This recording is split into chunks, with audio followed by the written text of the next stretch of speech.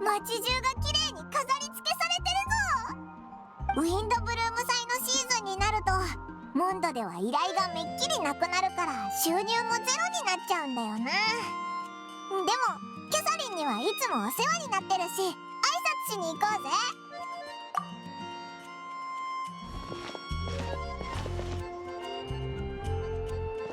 旅人さん、パイモンさん、ごきげんよう。キャサリン、元気にしてたか？これまでのウィンドブルーム祭と同じですっかり依頼がなくなってるんじゃないか？ええ、そうですね。確かに皆さん、ウィンドブルーム祭の期間中は自分のことで誰かの手を煩わせてはいけないというしきたりを変わらず守っています。しかし辺りをよく観察してみてください。あなたたちならきっと変わった点に気づけるはずです。あたり。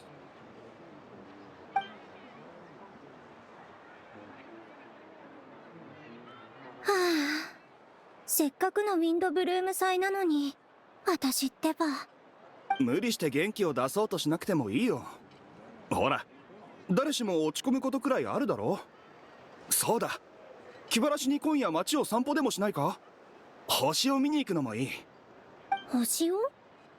でも星拾いの崖は夜になるといつも誰かが陣取ってるじゃない。あなたも知ってるでしょ？はあ、とにかくなんだか気分が落ち着かないの。また今度ね。あれ？ベアトリーチェのやつ珍しく元気ないみたいだな。いつもだったらクイーンと口喧嘩したりおしゃべりしたりしてるのに、あんな風になってるの初めて見たぞ。どこに行くんだ？家まで送ろうか？ううん、大丈夫。ちょっと一人になりたいの。それにこの後ちょっと用事もあるし。クイーン、実は少し前に。どうしたんだ？いや、やっぱりいい。なんでもないわ。クイーン、私たちしばらく会わない方がいいと思う。え？ちょっと待てよ。それって絶交ってことか？俺は君の一番の親友なんだろ？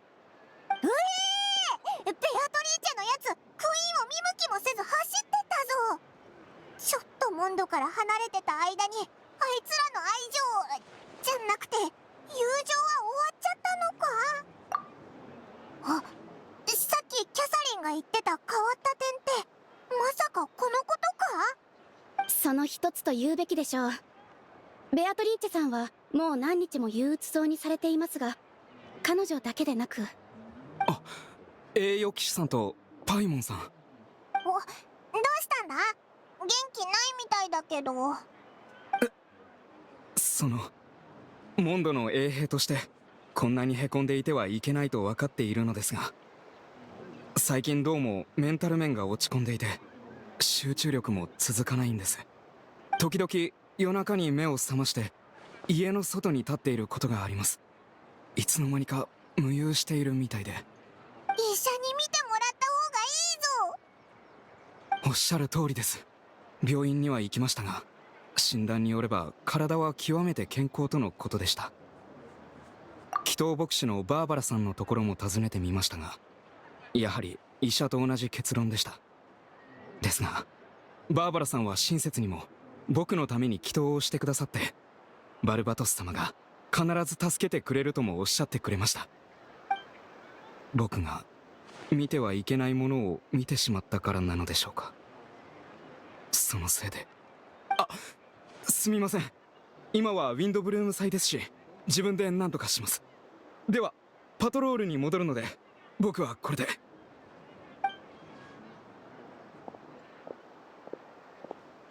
まさかこの時期って睡眠不足になりやすいのかな？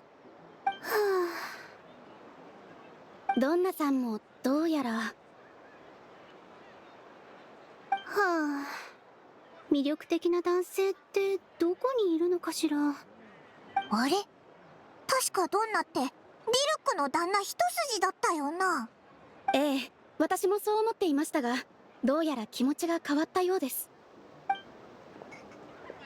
あら、あそこにいるのは騎兵隊長のガイアさん？おかしいわ。今思えばガイアさんこそ私の理想にふさわしいのに、どうしてこれまで全く何も感じなかったのかしら。そう言ってもらえて嬉しい限りだ。ただそれが俺に聞こえてしまうのはちょっとどうだろうか。ごめんなさい。私ったらガイアさん、今のはどうか聞かなかったことに。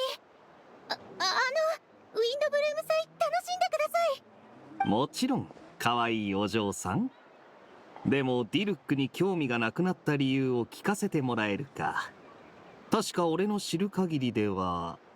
おお、よくぞ聞いてくれたぞ。そんなことまでご存知なのですね。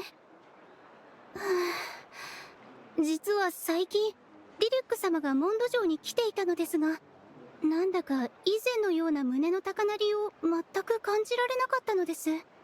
あれはまさに好きでもない男性と結婚して何年か経った時にやってくる急激な後悔のような。これはただの例えですよ。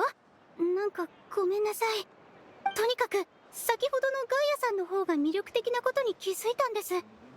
けどガイアさんがこれまでと何か変わったというわけではありません。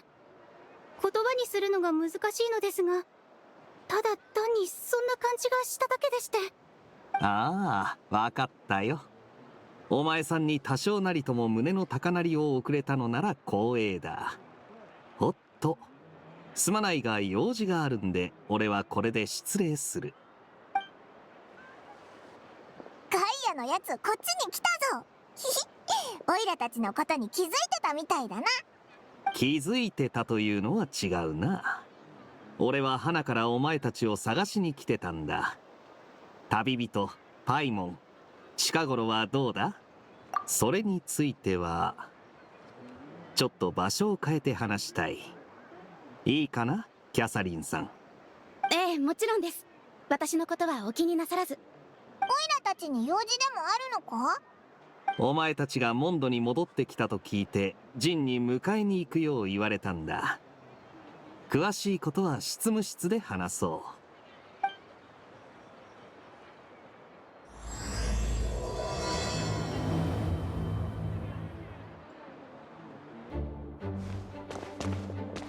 ガイア、それに君たちも。ああ、二人を連れてきたぜ。よかった。こんな時だし、君たちがいてくれたら助かるわ。騎士団本部にこんなに人がいるなんて。なんかあったのか？栄誉騎士にパイモン、お目にかかれて光栄だ。まずは自己紹介だな。第二小隊隊長のノット、第三小隊隊長のスカーロング、第四小隊隊長のエウルア、それと俺、第九小隊隊長のガイアだ。全員隊長？はい、ジン団長が中であなたたちを待っています。直接ご説明してくださるかと。ジン団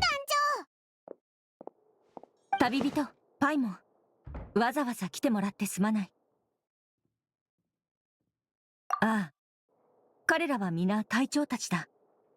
君たちの知り合いもいれば初対面の人もいるだろう。近頃モンド城でちょっとしたトラブルがあってな。その対処のために招集をかけた。これから私は騎士団の各隊長たちと裁判に出る。裁判に？オイラたちがいるのってモンドでフォンテーヌじゃないよな？ああ、ここは間違いなくモンドだ。けどその反応も仕方ない。君たちはこういった状況に立ち会ったことがないだろうからな。まあ実際このようなことが起こるのもかなり久しぶりだ。モンドでは治安に関する事件の大部分をセピロス騎士団が審理する。だが一部の重大事件の場合、セピロス教会とセピロス騎士団が共同で審理し、互いに監督し合うことで公正さを保つんだ。バルバトス様が見届ける中、セピロス騎士団は正義と騎士道精神を貫き、セピロス教会は福音と工事を風が届く隅々までもたらす。そして今回の事件は後者の共同裁判を必要とするケースだ。かなり深刻そうだな。じゃあオイラたちを呼んだのはその協力を頼むためか？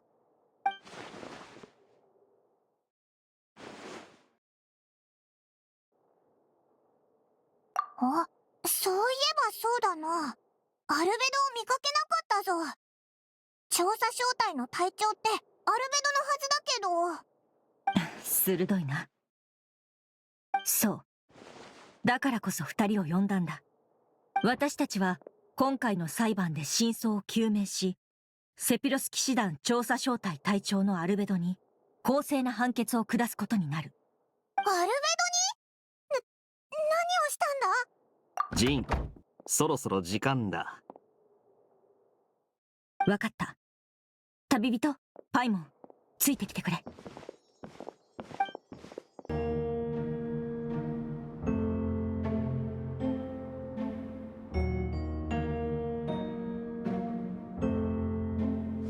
どこか席を見つけて座ってくれ。私は向こうに行く。この後何があってもどうか冷静でいてほしい。あまり心配しなくて大丈夫だ。必ず公正な裁判にしよう。人は揃ったようだな。では早速始める。セピロス騎士団団長ファルカがモンドを離れているため、本裁判は代理で私ジン・グンヒルドが執り行う。また裁判員はセピロス教会の女祭ダリア氏が担当する。我々二人がそれぞれセピロス騎士団とセピロス教会を代表して公正な判決を下そう。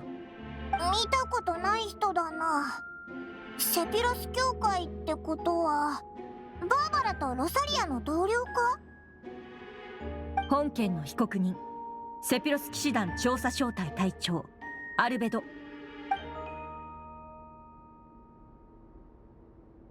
この事件は一部機密性の高い事項が含まれる。なおかつ被害者がモンドのものであるかは確認が取れていない。そのため本裁判は非公開にて行うこととする。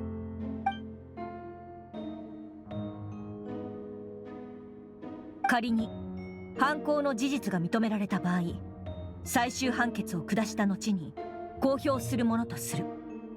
続いては後方勤務隊長のヘルターによる冒頭陳述に移る。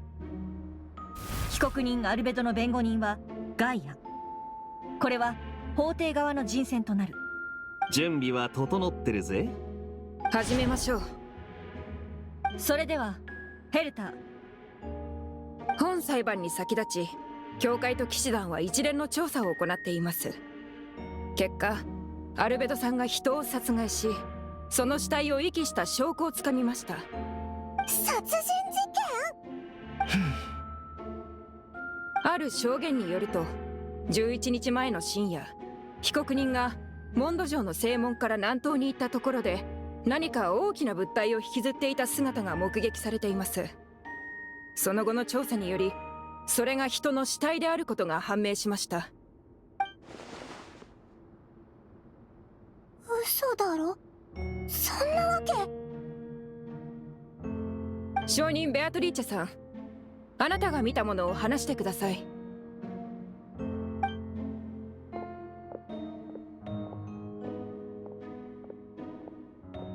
あの日の夜、私は用事で外に出ていて帰りが遅くなったの。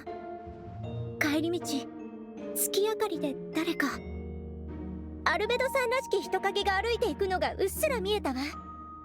その人は不気味な大きな袋を引きずってた。おかしいと思ってこっそり後をつけてみたの。そしたら急に金色に光り出して袋を開けるのが見えたわ。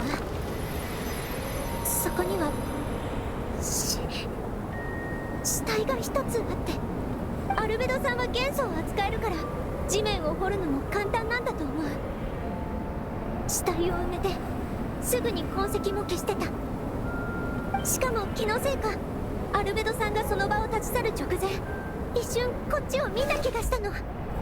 その時は自分も死ぬんじゃないかって怖くて怖くて。けど幸い私のことには気づいてなかったみたい。被告人アルベド、11日前の夜、君はどこにいただろうか。騎士団2階の自分の執務室で仕事をしていた。ああ、10日前、被告人は騎士団に雪山地域の環境調査に関する最新の報告書を提出している。その文字数から見ても前日までかなりの時間を費やしていたと見られるな。被告人がその夜執務室で書類を作成していたことを証明できる者はいないな。でしたら報告書の文字数を被告人のアリバイとして使うことはできません。雲行きが怪しいですね。仮に被告人が犯行に及んだ後殺害した相手を遺棄したのであれば、その現場には必ず死体があるはずだ。では教会と騎士団の合同調査の結果は、死体は見つかったのか？いいえ。つまりベアトリーチェさんが行った場所を掘ったが死体は見つからなかったと。こいつはおかしいな。でも確かに見たのは本当よ。ヘルターさん、私が言ったのは全て事実なの。私が証言したらモンドのみんなの安全を守れるって言ってたじゃない。じゃなきゃ私こんなところに立つ勇気なんてないのに。ええ、合同調査チームも何も成果がなかったわけではありません。事件現場の近くの茂みに小さな布切れと男物の靴が片方だけ見つかりました。どちらも証拠品となります。もし犯罪が行われていなかったとしたら、どうして目撃現場の近くに偶然このような奇妙なものが落ちていたのでしょう。そういえば被害者の身元はまだ判明していないんだったな。それもおかしな点の一つです。今回の件に通報者はいませんが、ベアトリーチェさんは被告人に何の恨みも抱いておらず、偽証する必要性もありません。よって事件は実際に起きたと見るのが自然でしょう。被告人、これに対して何か言いたいことは？ヘルターさん、君が信じるか否かにかかわらず、僕は人を殺してない。セピロス騎士団の調査小隊隊長として僕の責務はモンドと住民の皆を守ること。もし僕が人を殺したのなら、その動機は？そして死体は一体どこに？確かに被告人の言う通り、動機は非常に重要です。しかし率直に言わせてもらいますと、世の中には計画的な犯行のみならず予期せぬ衝突もあるもの。私たちも布切れ1枚と靴1つだけでここに立ってあなたの罪を問うなんてことはしません。続いてアルベドさんの犯した2つ目の事件についてお話ししましょう。一つだけじゃなかったのか？ああ、説明を頼む。7日前の未明、ドラゴンスパインと暁ワイナリーの中間地点で被告人が成人男性の死体を処理しているところを目撃した人がいました。では2人目の証人をお呼びします。なんで？ディルック・ラグビンドさん、お前が見たものを話してくれ。深夜3時40分頃、アルベルが崖の下で死体を処理しているのを見た。空は暗かったが岩元素の力で辺りを照らしていた。僕が見た様子から考えるに、被害者は成人男性、身長は高く痩せ型、年齢は判断できない。アルベドはその人物を崖の下に埋めた後、土を鳴らしてその痕跡を消した。2人は口裏を合わせることなく見たままを証言しています。しかし被告人の死体隠蔽方法が完全に一致しているのがお分かりでしょう。まさかこれもただの偶然で片付けるわけじゃありませんよね。なんで深夜にドラゴンスパインと暁ワイナリーの間にいたんだ？そんな時間帯に散歩する人なんて普通はいないと思うが。ちょっと外を歩くのに時間を選ぶ必要はないだろう。そもそも暁ワイナリーに住んでいるんだ。その辺りを散歩しててもおかしくはない。そうでなければこの事件も目撃できなかった。モンドでも名高いディルックの旦那のことだ。確かにアルベドを陥れる理由はない。だがそれでも避けて通れない問題があるだろう。死体はどこにあるんだ？証拠が足りないと言いたいのかもしれませんが、残念でしたね。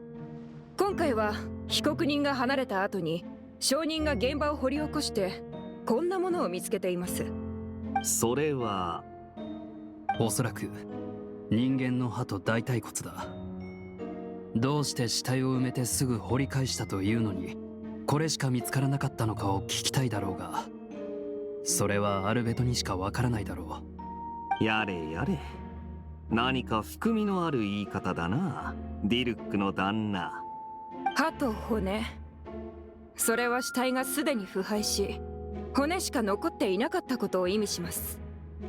被告人が優秀な錬金術師であることを考えると、何らかの錬金術を使ったのではないでしょうか。金色の元素の光はおそらく錬金術によるものでしょう。その光で被告人は死体を処理しましたが、同時に闇の中で目撃者が真実を見届けるための明かりとなった。なるほど。錬金術師である僕なら犯人像に当てはまると。確かに筋は通っているな。だがこちらにも証人はいる。事件の前日、アルベドはその学生のスクロースと図書館で長時間の議論を行っていた。その時間は午後から翌日の昼までだ。なぜそんなに長時間の議論を？その日はスクロースの課題の提出日だったんだ。スクロースは細かいデータとにらめっこしていて、翌日まで研究を続けていた。その場にはアルベドもいた。本当だよ。私ずっと図書館にいたからアルベド先生のアリバイを証言できる。スクロースさんが図書館にいた間、アルベドさんもずっと一緒にいたのでしょうか？うん。それに私はアルベド先生が殺人をするような人じゃないって信じてる。先生はそんな残忍な人じゃない。でも証人だって理由もなく彼の犯行を証言しないでしょう。そもそもスクロースさん、前日の午後から事件があった翌日の昼までずっと起きていたのでしょうか？まさか寝てないとでも？ぜひとも正直にお答えいただきたいですね。これはモンドに住む多くの人々の安全に関わる問題。犯罪者を野放しにすればモンドの全住民に対する責任を放棄したも同然となります。私は。ああ、大丈夫だ。僕が言うよ。その議論の後半、0時過ぎになると確かにスクロースは寝てしまった。何かを証明するためにあえて嘘をつく必要はない。ここは裁判という神聖な場だ。発言は誠実であるべきだよ。アルベド先生。それなら被告人のアリバイは成立しないことになる。その点は君も分かっているな。ああ、それとただ言葉で容疑を否認し続けても信用が得られないことも分かっている。そこでこちらからも質問させてほしい。まだそちら側にも解決できていない問題があったはずだ。僕の動機は何だろうか。一体どうやって骨と歯しか残らないようにしたんだい？決定的な物証はないけど、二人の目撃者の証言も偶然では片付けられない。謎は深まるばかりですね。少々お待ちを。こちら調査チームによって押収したアルベドさんの書簡記録です。この中から重要な部分を読み上げます。あれはあの手紙、本当にアルベド先生が書いたものみたい。嫌な予感がする。人体研究という課題を諦めたことは一度もない。というより、ドラゴンスパインの奥に踏み入ったことで、生命という言葉の解釈はさらに進み、今やそれは誕生に変わった。人の誕生の秘密は往々にして死と結びついている。そして死は神聖に最も適した素材だろう。そのためには腐敗と精錬を行う必要がある。腐敗、精錬。その手紙に書いてあるのは錬金術についてでしょうか？手紙の最後にはこんな言葉もあります。検証開始。ドラゴンスパインの北西、モンド城正門の南東、いずれのエリアも実験完了。集まったデータは予想値の範囲内。君が試みたように、僕も想像の道を貫き、枷を破り、生物の新たな領域へと踏み出そう。その手紙の筆跡が被告人アルベドのもので間違いないことは調査チームも確認済みだろう。そしてその内容も腐敗と精錬について言及されている。はい。手紙に書かれた場所も犯行現場と完全に一致しています。これが彼の直筆であることこそ最も有力な証拠となるでしょう。そんな、ありえないぞ。どうしてこんなことに。私はもともと十分な証拠がない限り誰かを有罪とすべきではないと思ってたんですけどね。それこそが原則に基づいた人道的なやり方なので。ですが残る調査項目は被害者の具体的な身元と錬金術の詳細しかなさそうです。ああ、私も同意見だ。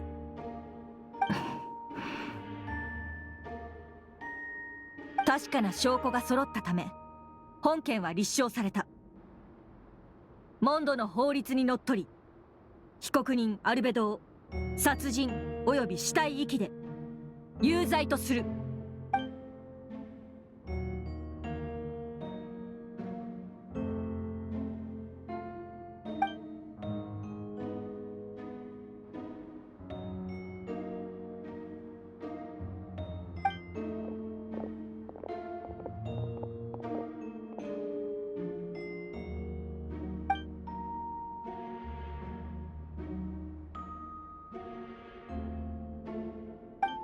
なんでアルベドがこんな恐ろしいことするんだ。なあ、早くただの悪い夢だって言ってくれよ。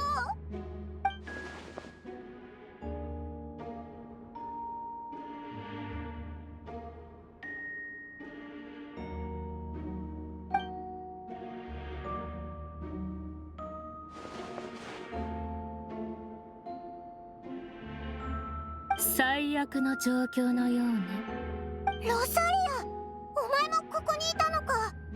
改訂した時からずっといたわ。君たちへの伝言も頼まれていたからちょうどいい。そう、星拾いの崖に行って、その人はそこで待ってる。その人って着いたらわかる。さあ早く行きなさい。時間は待ってくれないわよ。一緒にお話ししましょう。なんといっても私はバルバトス様の伝道師ですから。こういう民の生活に悪影響を及ぼすような事件は風神様の代わりに注意を払っておかないと。待った、お前知ってるのか。何のことでしょう。酒場の良き友であり街角に吹く自由な風でもある。そんな親愛なるウェンティがバルバトス様だってことでしょうか。大丈夫。ダリアとはそれなりの仲なんだ。だから隠してないよ。バルバトスが正式な場で意見するには誰かに代弁してもらわなきゃでしょ。こちらのベテラン伝道師さんならぴったりだよね。友達になったばかりの頃はこんなことになるなんて思いもしなかったけど。まあいい、本題に戻りましょう。アルベドの過去については君も知ってるようですね。その言い方だとお前たちも知ってるみたいだな。さすが風神と言うべきか。僕はレインドットとアリスさんがアルベドをモンドに送った時からそのことを知ってたよ。そんな人物が訪れるとなればモンドの関係者たちは気を緩められないでしょ。白亜の申し子、完璧なホムンクルス、今回の事件に登場する数々の謎がどれもアルベドを指し示している。アルベドの正体は急所になるだろうね。ホムンクルスが暴走して理性を失い他者を傷つける狂気的な行動に走る、そういう展開の小説もあるし、そう考える人が出てきても不思議じゃないでしょう。そういえば昔アルベドが言ってたな。人間は超越と奇跡を渇望するだけでなく平凡への追求も必要だって。自分と違うものは皆異類。非常に普遍的な反応ですね。君の友達を助けてあげないとね。僕かい？アルベドがホムンクルスであることも、最近モンド城では奇妙な出来事がたくさん起きていることも知っているよ。それからウィンドブルーム祭が友人と共にお酒や歌を楽しめる素敵なお祭りだってこともね。街で起きてることも知ってるのか。実はオイラたちもモンドに戻ってすぐ遭遇したんだ。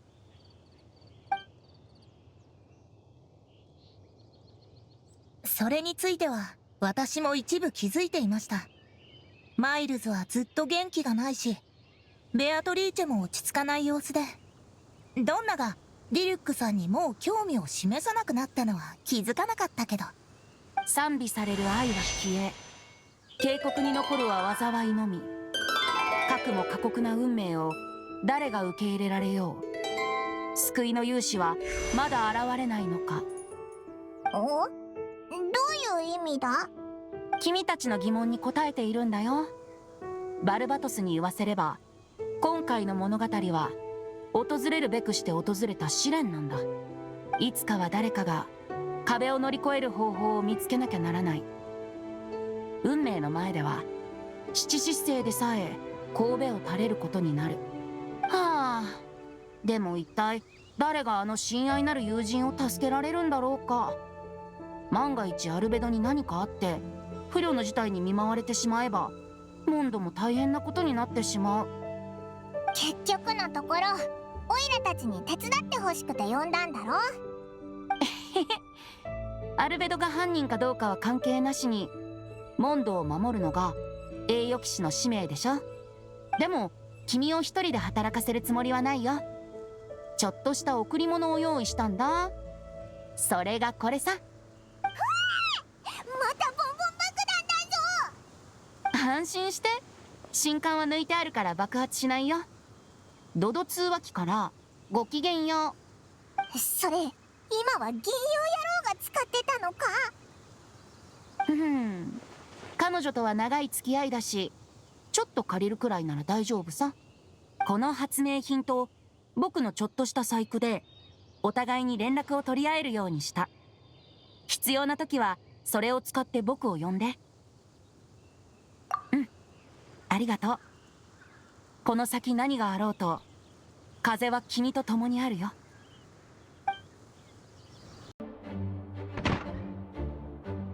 君たちが驚くのもわかるが、確かな証拠が揃っている。アルベドはかなり不利な状況だ。しかしアルベドがそんなことするとは思えません。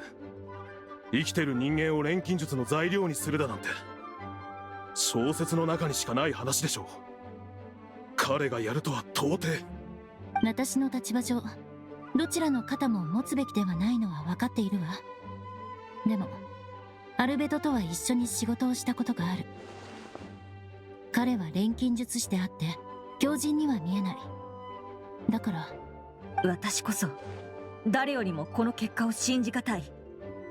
だがアルベドのことをファルカ大団長は特別だと言っていた。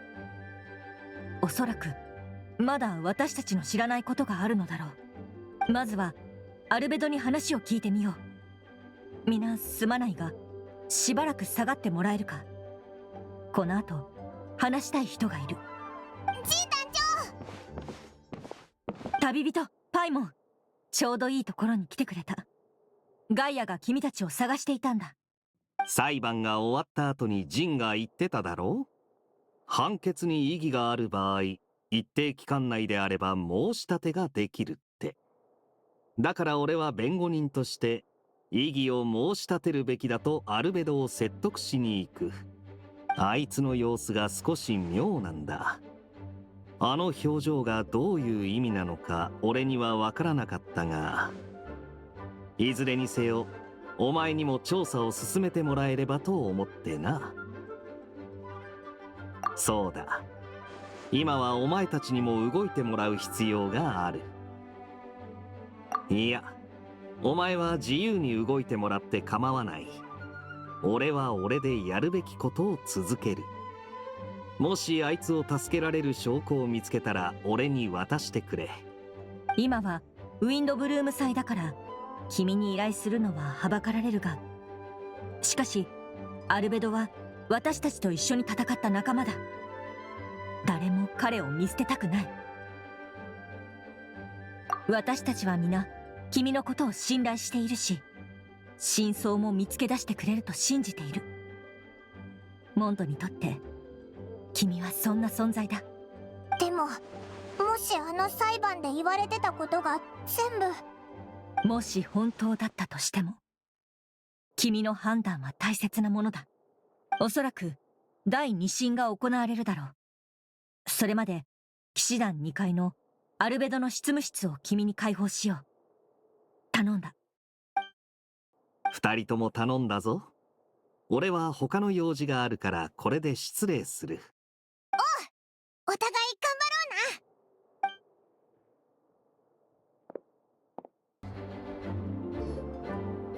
ろうな。よし、何か手がかりがないか見てみようぜ。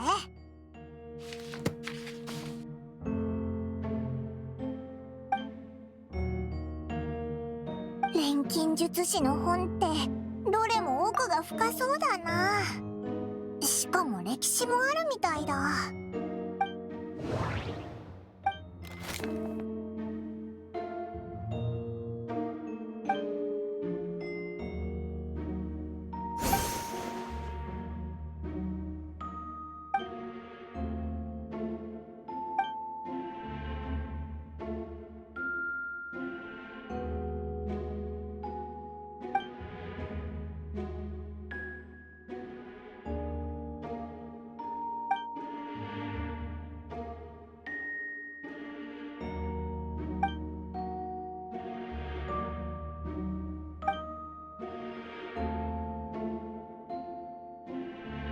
人体錬成？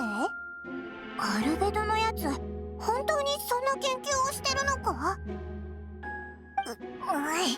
余計なことを考えちゃダメだ。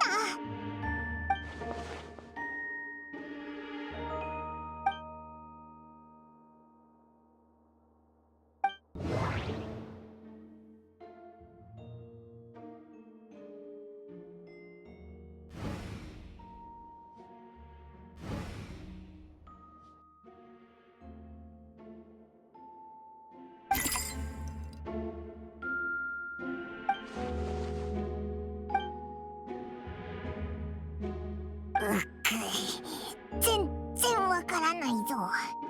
おいらが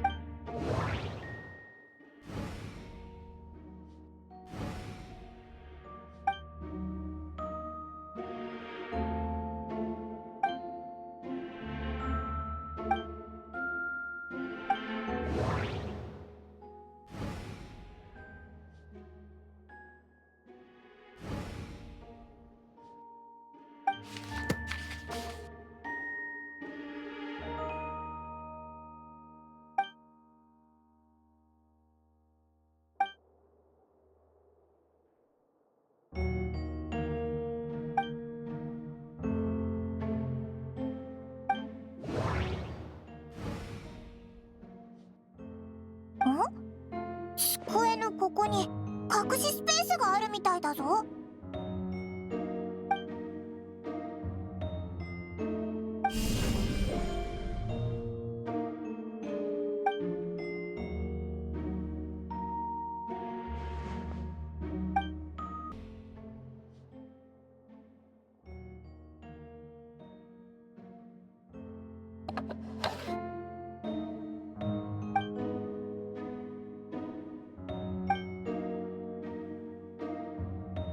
この計画名のところ、インクがにじんでてわかんなくなってるな。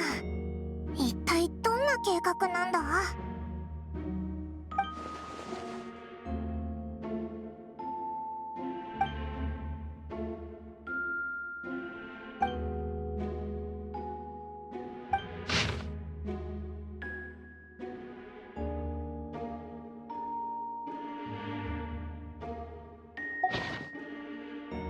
どういうことだ？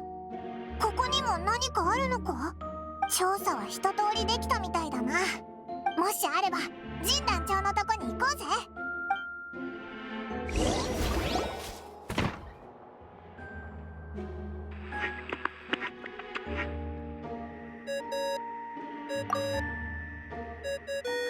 金曜野郎から連絡だ。早く取ろうぜ。やあ、調査は順調かい？順調ではあるけど、アルベドの容疑をさらに深める証拠がたくさん出てきちゃって。そっか。つまり彼は自分に不利な研究記録を残していたってことかな。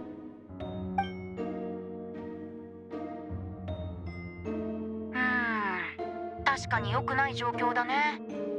アルベドは黄金レインドットが作り出した子。このことがまだ公になってないからいいけど、もし広まればレインドットの後継者だと言われるだろう。レインドットはその錬金術からしても倫理観からしても狂っている。たとえアルベドの正体を知っているものであっても、これらの証拠を見れば動揺してしまうだろう。君も含めてね。君はアルベドを信じる？そうだぞ。あいつはオイラたちの友達なんだ。友達を疑ったりしないぞ。けどもし全部本当だったら、アルベドの動機は何なんだ？あいつなりの理由があるんだよな。きっと言えない事情があるってだけだろ。何はともあれ、公平に調査をするって約束した以上、調査結果も事実に即して出すべきだよ。客観的に真実と向き合うこともまた役に立つはずさ。君が感じたことを正直に報告するんだ。君は第三者的な立場、何も気負わなくていい。そうかもしれないけど、よし、行こうぜ。神団長に報告しよう。うわ！お前、マイルズだよな。どうしてそんなところにいるんだ？あ、すみません。ドアの向こうから物音が聞こえたので、誰かいるのか中に入って確かめようかと。オイラたちは神団長の許可をもらって調査してたんだ。そうでしたか。邪魔をしてしまい申し訳ありません。ちょっと待った。オイラたちのさっきの話聞いてないよな？正直よく聞こえませんでしたし、意味もあまり。じゃあ聞かなかったことにしてくれ。頼む。ええ、承知しました。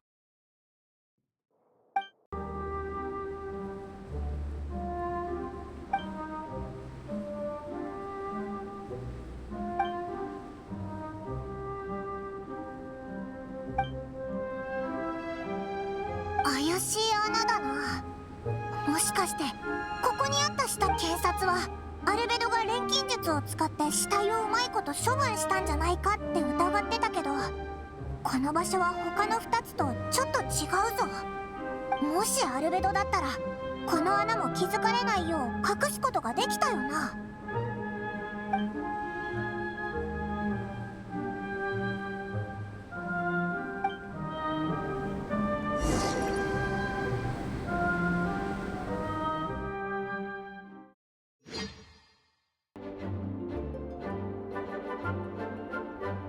二人とも戻ってきたか？何か収穫は？収穫はあったけど、アルベドを助けられるようなものはなかったぞ。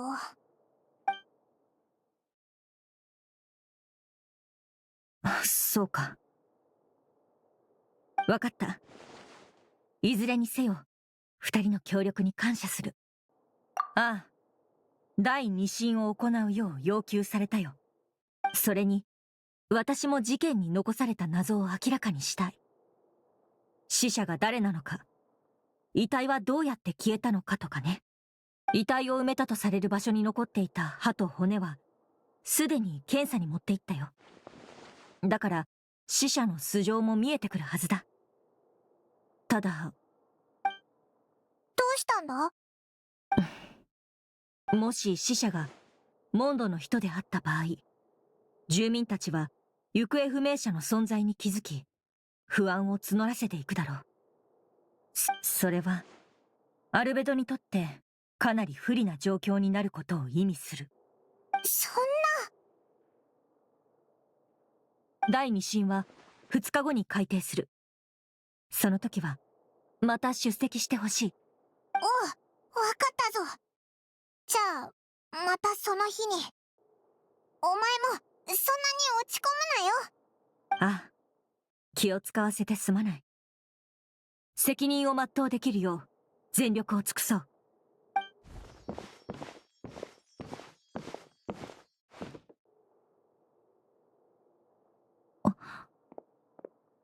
マイルズ。今回の裁判は、被告人アルベドによる殺人及び死体遺棄事件の第2審だ。前回に引き続き、ジン・グンヒルドが代わりに進行する。裁判の人員は変わらず、セピロス教会の女祭ダリア氏が裁判員を務める。検察代表ヘルター、弁護人ガイア。本件の被告人はセピロス騎士団調査小隊隊長アルベド。裁判の人員は揃った。始めよ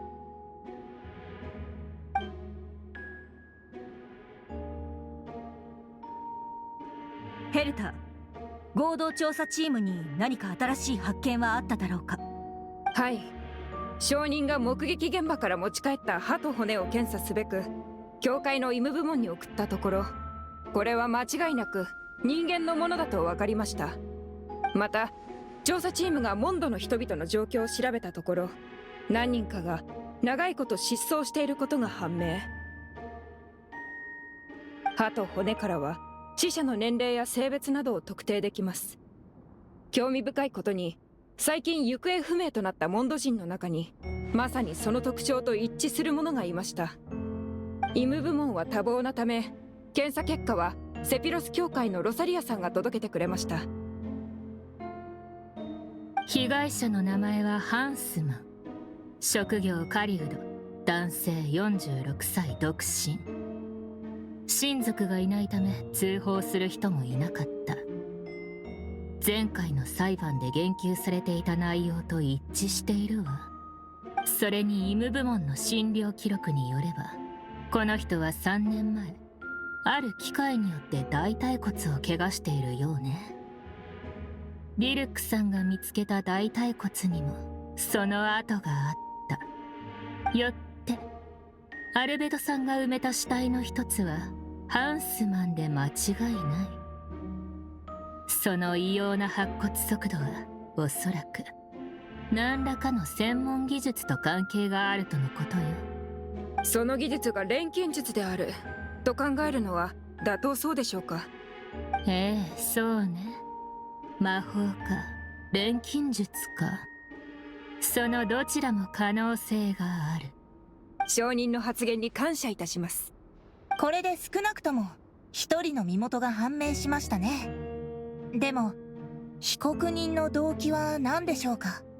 被告人の手紙の内容を踏まえると、あえて親族も配偶者もいない人を選んで錬金術の実験対象にしたと考えられます。研究のためにモンドの住民に手をかけるとは、実に卑劣極まりない。それと証人はもう一人います。ドンナさん、こちらへ。まずい。あ、どんなってあの花屋のか？今さら出てきてごめんなさい。実はアルベドさんが死体を埋めているのをディルック様が目撃した時、私もそこにいたんです。あの日友達とキャンプに行ってて、夜は山で休んでいました。ただ全然眠れなくて、夜中に起きて散歩してたらディルック様を見かけて、私ディルック様とちょっとでもお話できないかなと思って彼の方へと歩いて行ったんです。そしたら崖の下で誰かが死体を処理しているところを見ました。すごく怖かった。その人に見つかったらどうしようって思った。その場を離れてからも毎日恐怖で怯えてました。それでもしディルック様に片思いさえしていなければって考えるようになって、彼と話をしようとしなければこんな怖いことにはならなかったと、そう思うようになってしまったんです。その恐怖のせいでこれまで証人としてここに立つことを拒んできました。ただ今日はヘルターさんに説得されて申し訳ありません。なるほど。ドンナさん、君が立ち上がったその勇気は褒められるべきものだ。法廷を代表して君の勇気と公平な心に感謝しよう、ドンナさん。はい、ありがとうございます。2人の証言もあるし間違いありませんね。となると残る問題は遺体をどうやって消したか。私はやはり手紙に書かれていた錬金術と関係があると思います。被告人はモンドで指折りの錬金術師、それを実行に移せる能力は十分にあります。その点についてとある特別調査員が関連情報を掴んでくれた。その証拠をお見せしよう。あ、もしかして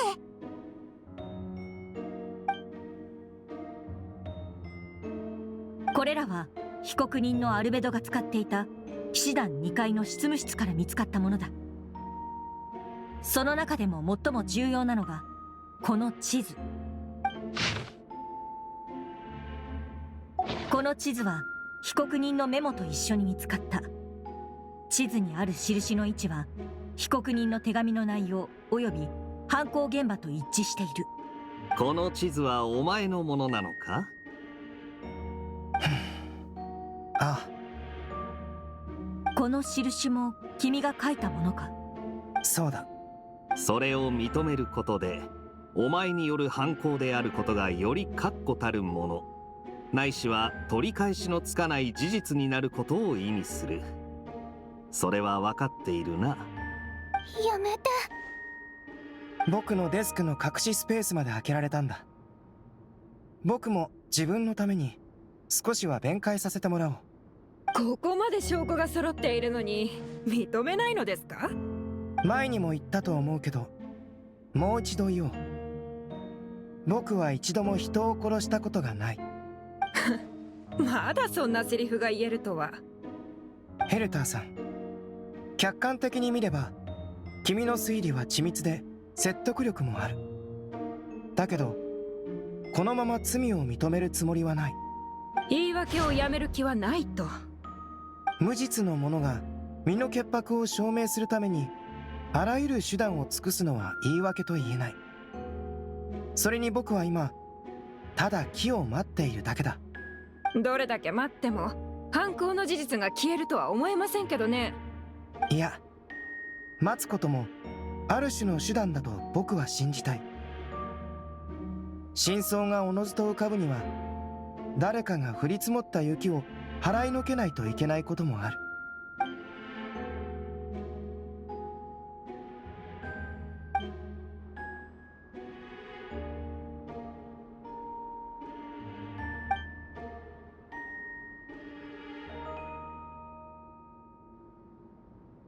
このメモを見つけたのは君だね。旅人。地図にある3つ目の印の地点にもきっともう行ったんだろう。その場所の様子を教えてもらえるか。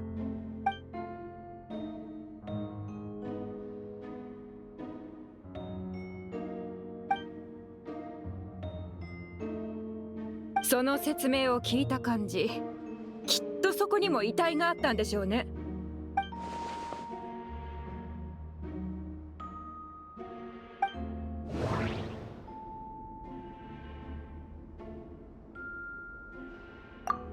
一つ目の印はモンド城の近くにある。ベアトリーチェはアルベドが近くの茂みには片方だけの靴と小さな布切れ。これらの手がかりからアルベドは人を殺してそこに遺体を。3つ目の場所はドラゴンスパインにある。地図を見つけてなければあの場所の存在にパイモンと一緒に3つ目の場所を観察すると、積もった雪の下に死体を隠せるほどの大きな穴。でも穴の中には死体はおろか何も入ってなかった。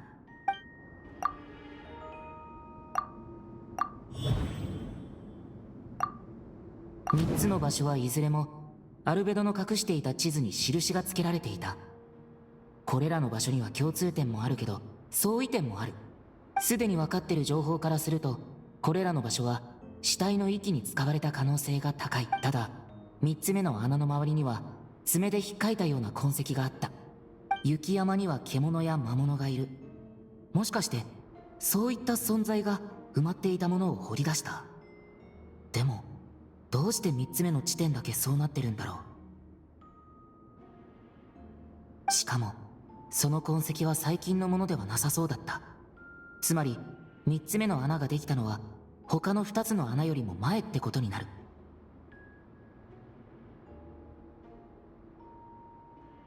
もし3つ目の穴が他の2つの穴とは違う時期に残されたものだとしたら、犯行時期も違うってこと？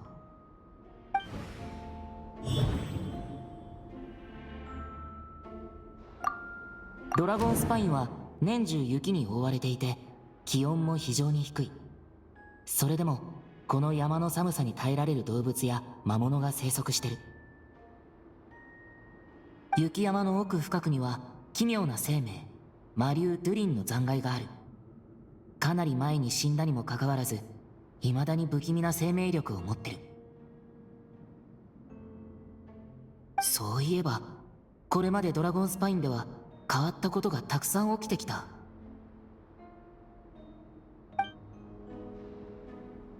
いや、それだけじゃ何も説明できない。友達のアルベドは錬金術師であり、モンドのセピロス騎士団調査小隊隊長として知られてる。けど実際はそれだけじゃない。白亜の申し子5大罪人のうちの一人黄金レインドットが作り出した生命の奇跡ホムンクルスでもある。アルベドは穏やかで頭脳明晰、知識が豊富で人当たりもいい。大半の人がこの評価にうなずくと思う。それに彼は物事を好きなく進められる人でもある。もし仮に何か企んでいたとしてもきっとうまく隠し通すはず。今のところアルベドは人に対して敵意を見せてないし、これといった異常も見られない。とにかく友達として彼がホムンクルスであることを明かすのは握手だ。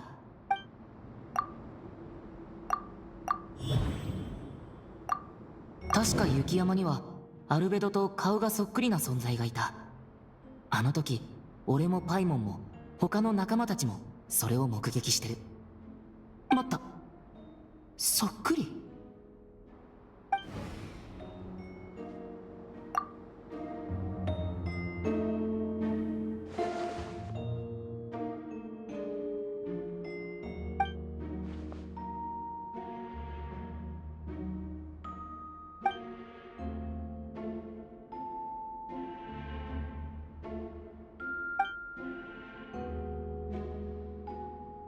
ちょっといいかな。ジン団長に渡した調査結果だけど、俺自身も疑問が残ってるんだ。前回の裁判で言及された2つの事件で被告人は死体を消した後、錬金術で地面を元通りにしたってされてる。けど雪山で見つけた3つ目の場所はそうじゃなかった。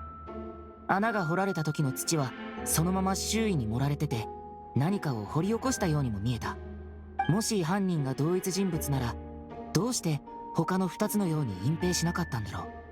それと3つ目の場所にあった痕跡を見ると、最近できたものじゃなさそうだった。つまり前の2つの事件とは時期が異なるってことだ。この2つの点が解き明かされない限り、今回の事件にはまだ疑問が残るよね。真実を全て解明した上で公正な判決を下すべきだと思う。君なら気づくと思っていたよ。確かに疑問は残りますが、これだけは断言できます。その場所を指し示す証拠は地図以外に見つかっておらず、それの持ち主は被告人であるということ。この点だけでも被告人の嫌疑は誰よりも強いと言えるでしょう。アルベドさん、まさかこの後に及んで地図を描いたのは自分じゃないとか主張されませんよね。旅人の疑問には僕から答えよう。もし無罪を主張したいのなら、ヘルターさんの言う通り地図を描いたのは自分じゃないと言うべきだろう。でも残念ながら地図の印は僕が描いたものだ。3つの場所に何かを隠したのも事実だよ。死体の数は3つで間違いない。そしてドラゴンスパインでそのうちの1つを処理して埋葬した。やはりあなたの仕業だったんですね。皆さん、今の自白を聞きましたか？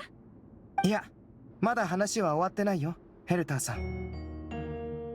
僕が処理した相手について言っておかないといけないことがある。かなり前に僕は雪山である存在に出会ったんだ。理由は不明だけど、それは人里離れた雪山で僕を殺そうとしてきた。その殺意は本物だったよ。戦いの末に僕はそいつを殺して雪山に埋めた。その件に関しては、私とアンバー、旅人、パイモン、それから冒険者協会のベネットも一緒だったわ。当時冒険者協会主催の訓練が雪山で行われていたの。訓練が終わった後、私たちはみんな山を降りたんだけど、もしアルベドの言っている相手が山の中腹で遭遇したものじゃない場合、その戦いはきっと私たちが下山した後に起こったんでしょうね。一つ目と二つ目もあなたがやったんですよね。なぜ罪のない人を。いや、それは違うよ。発言が支離滅裂になるほど恐怖に震えているようですね。さっき認めていたでしょう。ヘルターさん、どうしてそう結論を急ぐんだい？この件について僕はまだ一番重要なことを言っていない。雪山で僕を襲った相手は淡い金髪と青い瞳を持ち、身長は僕と大差なくこの服と同じものを着ていた。ほう、つまりアルベドとウリ二つってことか？ウリ二つ？同じ姿。でもどうして服まで同じだったんでしょう？どういうこと？もう帰りたい。でも今議論すべきはあなたが雪山で殺人を犯したことですよね。その通りだよ。あの日僕は自分と同じ顔をした存在を殺した。でも人を殺したとは一言も言っていない。ふん、そういうことか。僕の証言を撤回する必要がありそうだ。何ですって？連れてきたぞ。待って。おい、今入ってきたやつヘルターじゃないか？どういうこと？あなた誰よ？どうして私と同じ顔をしているの？こんにちは、見ての通り、セピロス騎士団の広報勤務隊長のヘルターさんだよ。そういうことですか。先ほどの供述も犯行を認めたのもこのためだったんですね。私に矛先を変えたところでこちらが提出した証拠は変わりませんよ。私がここに立っているのはモンドの正義を守るためです。静粛に。ここ数年、僕はよく雪山に泊まりながら魔竜ドゥリンの研究をしていた。数百年前、東風の竜トワリンとの死闘に敗れたドゥリンは、風神バルバトスとトワリンによってドラゴンスパインに封印された。ドゥリンは錬金術によって作られた人工生命の中でも特別な存在だ。死でさえも消滅させることはできない。未だにドゥリンの心臓は動き続けていて、時間とともに徐々に息を吹き返している。雪山であった僕に瓜二つのものは、ドゥリンの腹に捨てられた実験品で、ホムンクルス計画の失敗作だ。ホムンクルス？私をホムンクルスだというつもりですか？それとも入り口に立っている者こそあなたが雪山から連れてきたホムンクルス、つまり偽物だと。自分の怒っている姿を見るのはなんだか不思議ですね。私が偽物ですって？それはこちらのセリフですよ。最近大活躍みたいじゃないですか、偽物さん。陣団長、あなたなら見分けられますよね。長年あなたに付き添ってきたんですから迷うこともないでしょう。見た目はまるっきり同じだが、話し方や表情を見るに先ほど入ってきたものの方が本物だろう。その発言に責任を持てますか？こんな理屈が通るならアルベドさんこそ疑われるべきでしょう。ここにいる彼が本物だって証拠は？実は偽物で、その正体はただの殺人鬼かもしれません。私と共に戦ってきたセピロス騎士団の仲間なら、この体のどこに一番大きな傷跡があるか知っているはずです。ええ、知っているわ。答えを言ってもらおうかしら。その前にマイルズ、あなたはどうですか？僕知らない？それとも忘れた？最近めまいがするとか具合が悪いとか言っていましたよね。もしかしてそのせいで忘れてしまったのでしょうか？あの戦いで一番近くにいたのはあなたなのに。違います。僕は頭が割れそうだ。傷跡はここです。顔がこわばっているね。こんな展開になるとは想定していなかったのかな。それとも騎士団の内通者からヘルターさんの左腕にある傷跡のことを教えてもらってなかったんだろうか。アルベドさんはあなたたちのような存在について研究をしているんですよ。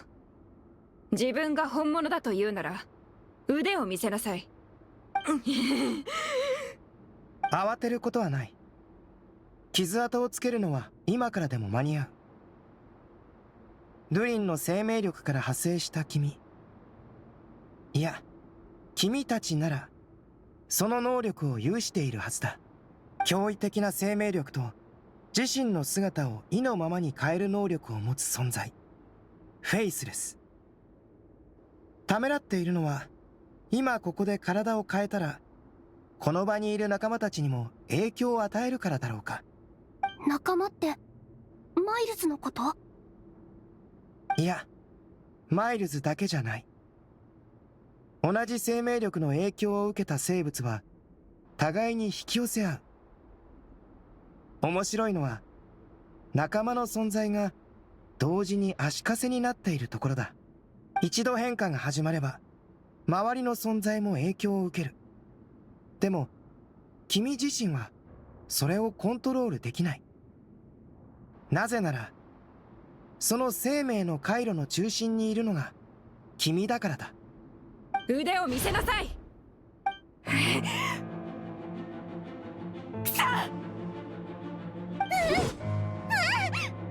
逃げてください。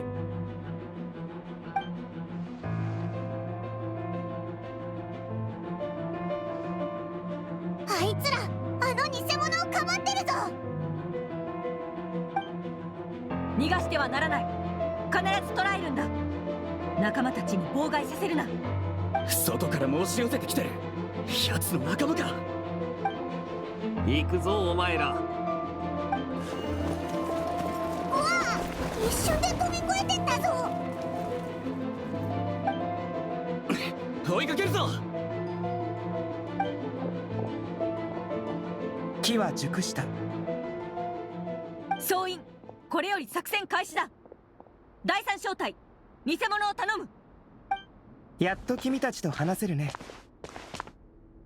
ここ数日の出来事は後で詳しく説明するけど、先に2つだけ。1つ、僕は人を殺していないし、錬金術の実験で死体を利用したこともない。2つ、裁判に出席した騎士団のほとんどはこの作戦を知っていた。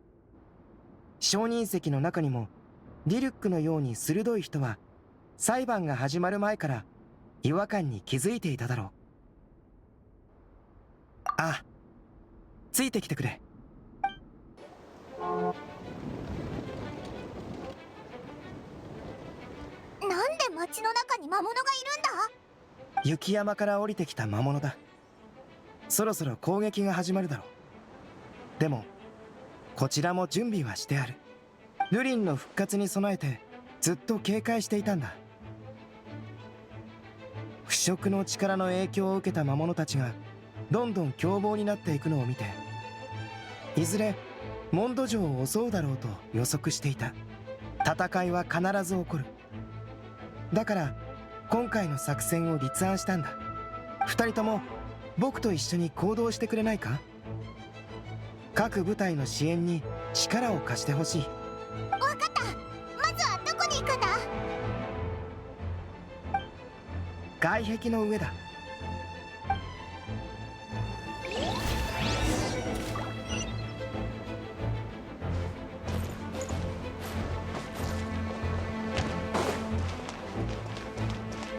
加速するか。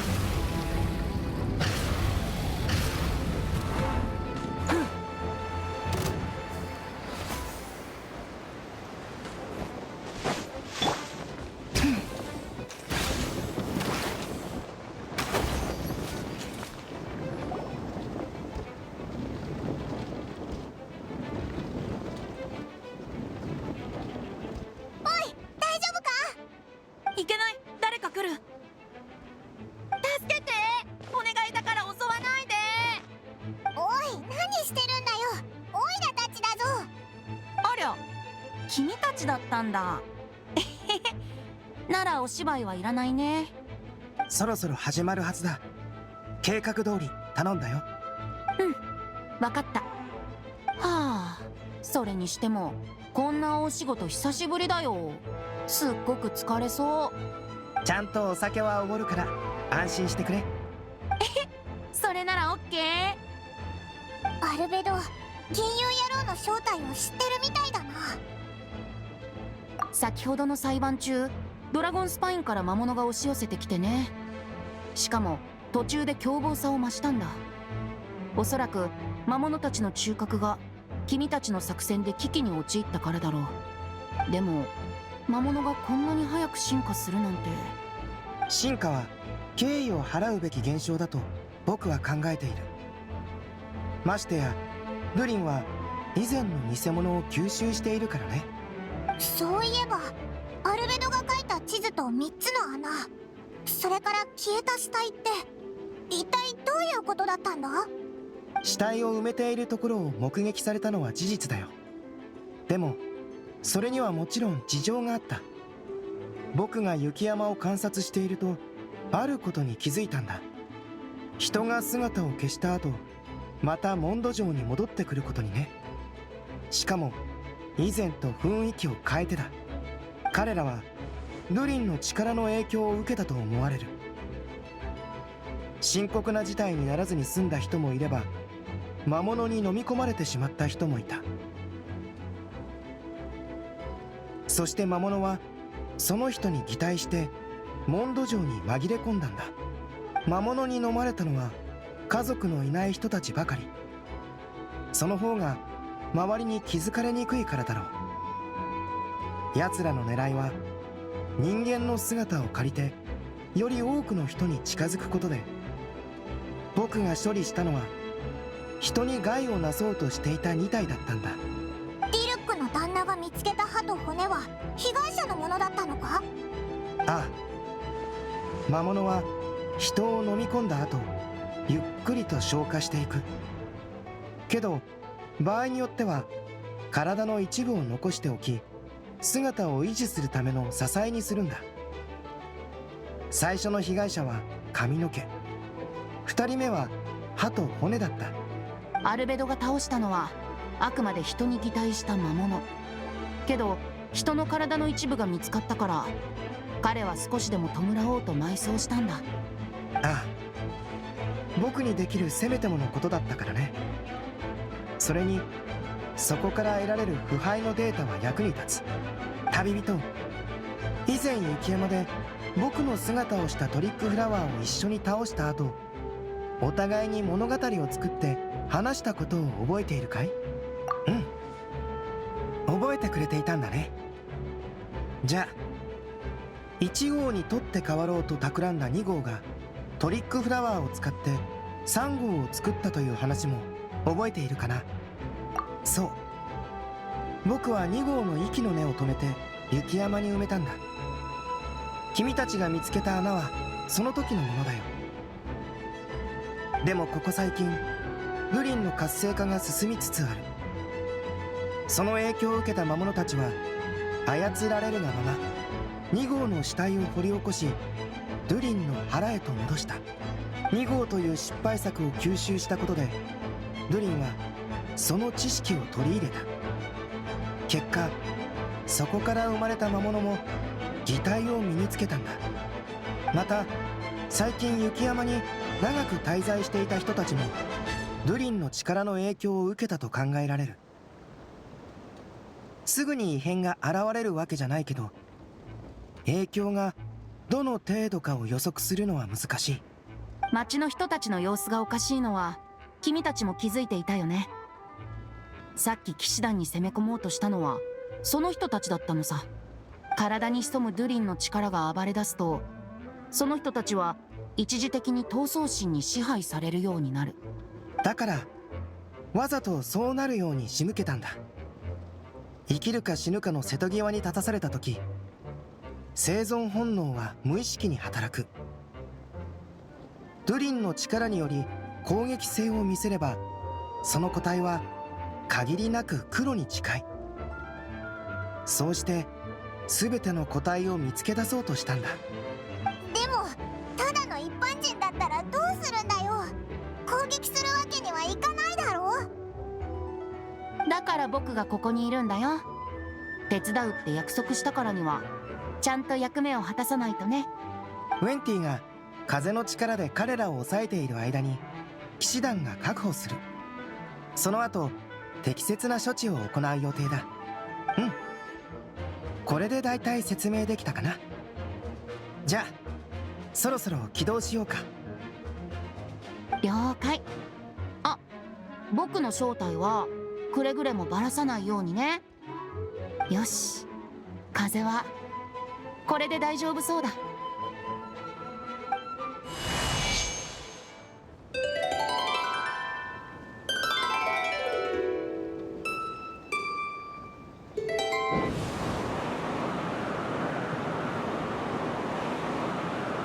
あれは雰囲気、しかもあんなにたくさん。みんな、城内の雰囲気は準備できたよ。聞こえるかい？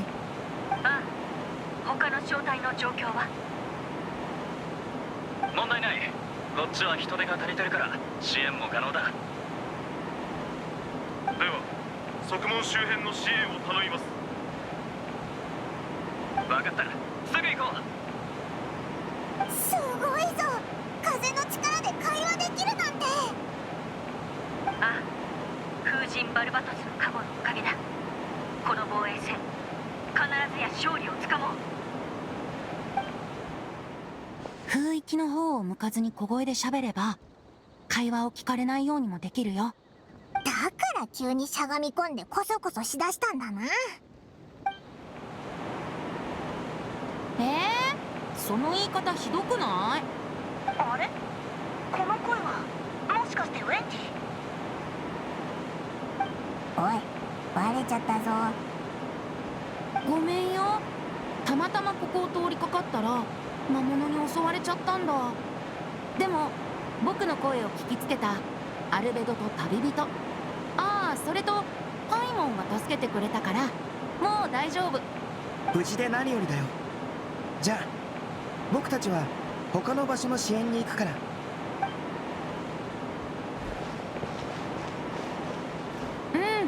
本当に助かったよ。風神のご加護があらんこと。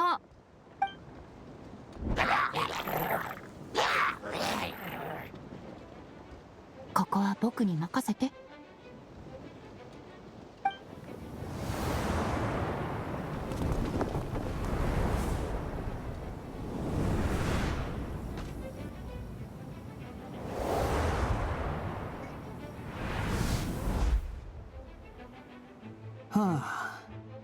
選べることなら橋の真ん中になんか立ちたくないんだが。来たか。どけ！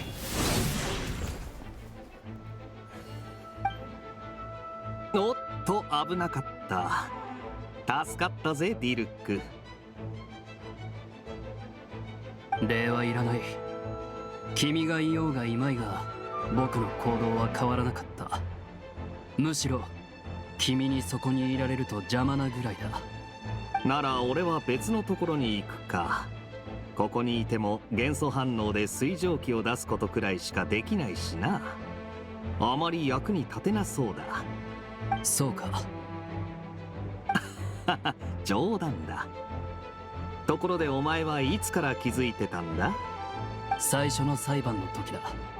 となるとヘルターの偽物に違和感を覚えたってとこか？ヘルターよりも君の方に違和感があった。俺に？弁護人としての責務を果たしていなかったとでも？そうじゃない。ただ緊張感がなさすぎた。だったらディルックは俺がいつ緊張すると思うんだ？自分で考えろ。また敵が来るぞ。考えるのは面倒だ。やめておこう。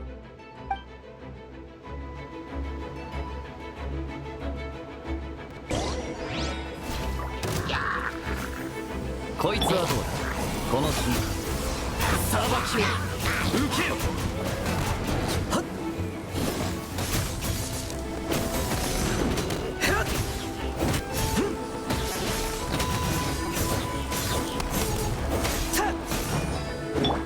これすまんすね。火炎よ燃やし尽くせ。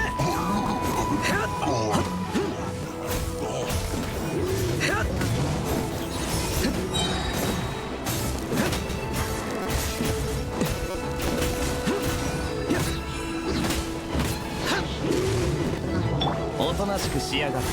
この瞬間判決を下す。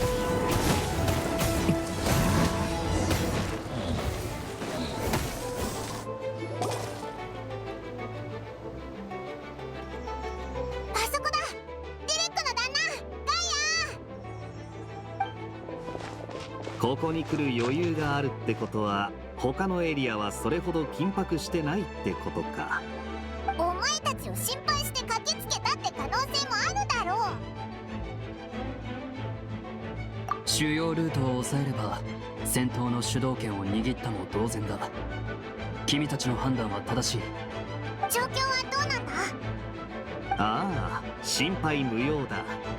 ここは俺と騎士団に惜しみなく力を貸してくれてる親切な旦那に任せてくれ。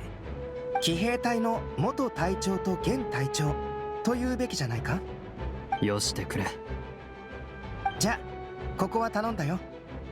僕たちは他のエリアを確認してくる。ああ、健闘を祈る。そうだ。裁判ではありがとう。途中から僕の無実を信じてくれていたよね。最初の裁判の時点でもう違和感を覚えてたらしいぜ。どちらかといえば、かつて僕を助けてくれた人が一夜で冷血な殺人犯になるわけがないと思ったんだ。ひひ、その言葉を聞いてなんかオイラまで嬉しくなってきたぞ。僕を信じてくれたこと、そして騎兵隊隊長への協力に心から感謝する。ガイアもお疲れ様。くれぐれも気をつけてくれよ。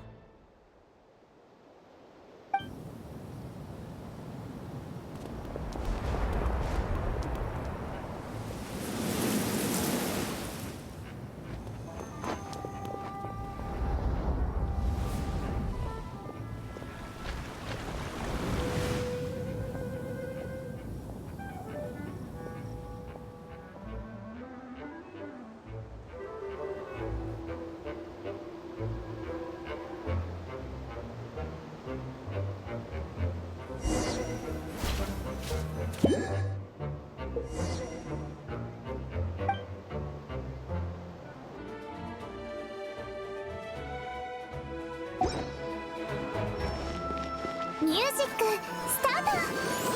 とほっはっとほっえいよっ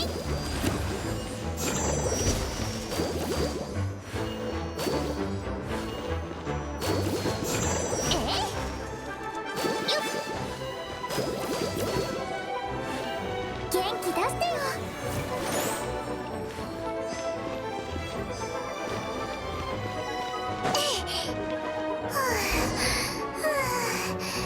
大丈夫。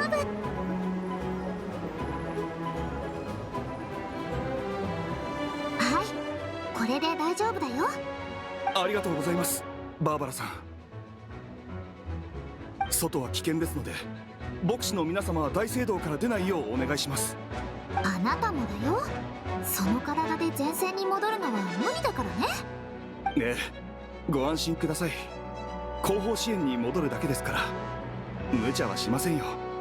それなら私たちも何かお手伝いできると思う。バーバラの言う通り、今は怪我人が一人で行動するのは危険すぎるわ。そこにも前線に戻ろうとしてる騎士が何人かいるし、私が護送してあげる。それは助かる。ありがとうございます、ロサリアさん。これも仕事のうちよ。気にしないで。バーバラ、ここは任せたから。安心して行ってきて。なんでこんな状況になったかはよくわからないけど、お姉ちゃんたちはずっと前から今日に向けて準備してきたんだし、多分大丈夫だよね。絶対に大丈夫。バーバラ、今忙しいか？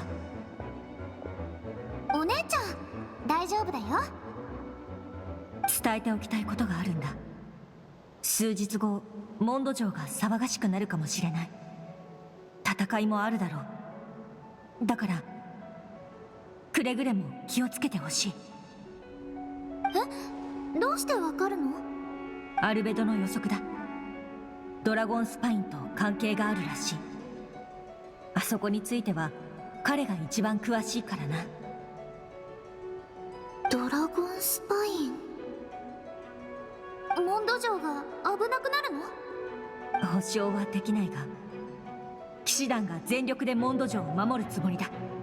じゃあお姉ちゃんのことは誰が守ってくれるの？安心してくれ。自分のことは自分で守ると約束しよう。みんな無事でありますように。バーバラ、ちょっと手を貸してくれる？今行くよ。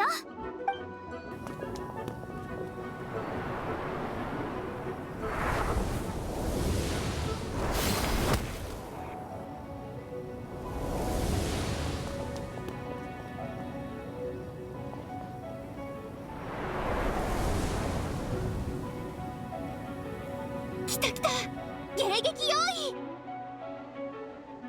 各小隊は注意してください。敵は11時方向から急速に接近中。数はヒルチャールが25体、エルフのヒルチャールが2体、あとスライムが数種類。各元素の応戦準備を。了解。アンバー、ミカ、礼を言うぜ。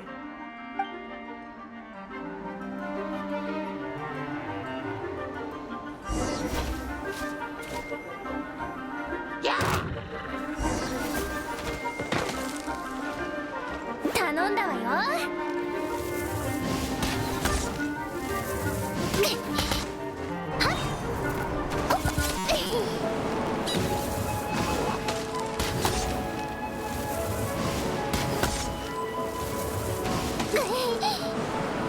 試合をしよう。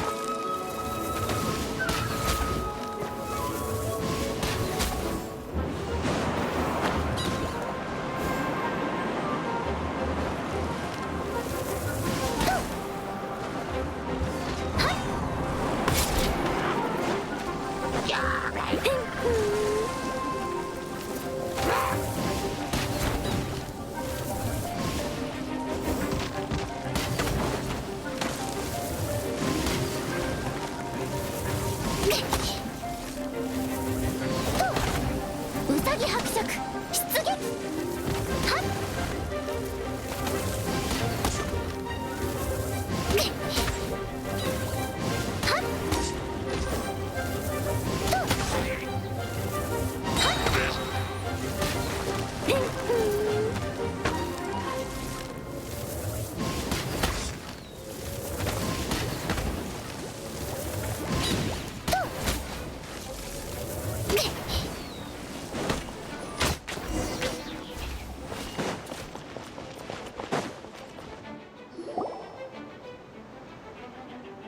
各小隊位置につきました。ヘルターの声を聞くと未だに驚いてしまうな。まだ偽物騒ぎから頭を切り替えられていないんですか？作戦のことは知っていたんでしょ？なあ、ある日君が急にいなくなったからジン団長に聞いてみたんだ。そしたらヘルターは無事だが、ある任務のためにしばらく姿を消してもらう必要がある。ヘルターが死んだと周りに思わせるためだって言われて。でもその2日後に君は戻ってきた。見た目はまるっきり同じだし、もし事前に知らされてなかったらきっと騙されてたろう。恐ろしいですね。だよね。身近な人が実は魔物の化けた偽物だったなんて誰だって信じられないよ。そう。今回の件が片付いたら二度と同じ問題は起こらないはずだよ。だから安心してくれ。アルベドさん、大丈夫でしたか？裁判を傍聴できなかったのですごく心配で。私も最初聞いた時、モンドで本当に殺人事件が起きたのかと思ってすっごく驚いたんだよ。アンバーが知らなかったのならエウルアは最後まで秘密を守り抜いたんだね。二人ともありがとう。僕は大丈夫だよ。確かに真剣な時のエウルアって絶対に秘密を口外しないよね。オイラたちも前からそう思ってたぞ。それに頼りになるやつだってな。だがどうしてヘルターが選ばれたんだ？ずっと疑問だったんだが。ガイアの提案さ。作戦を実行するには人望がありながらそれほど目立たない人が適任だろうとね。ヘルターさんはまさにその条件にぴったりだった。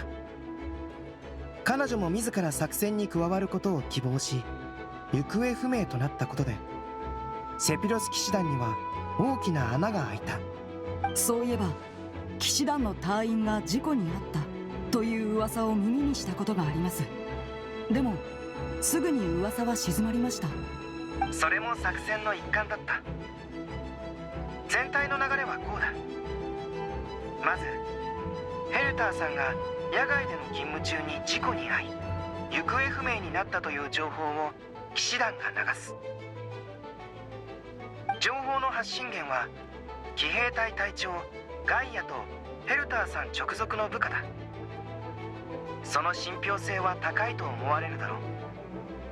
ヘルターさんが帰ってこない状況が続くと、ようやく敵は罠に片足を踏み入れた。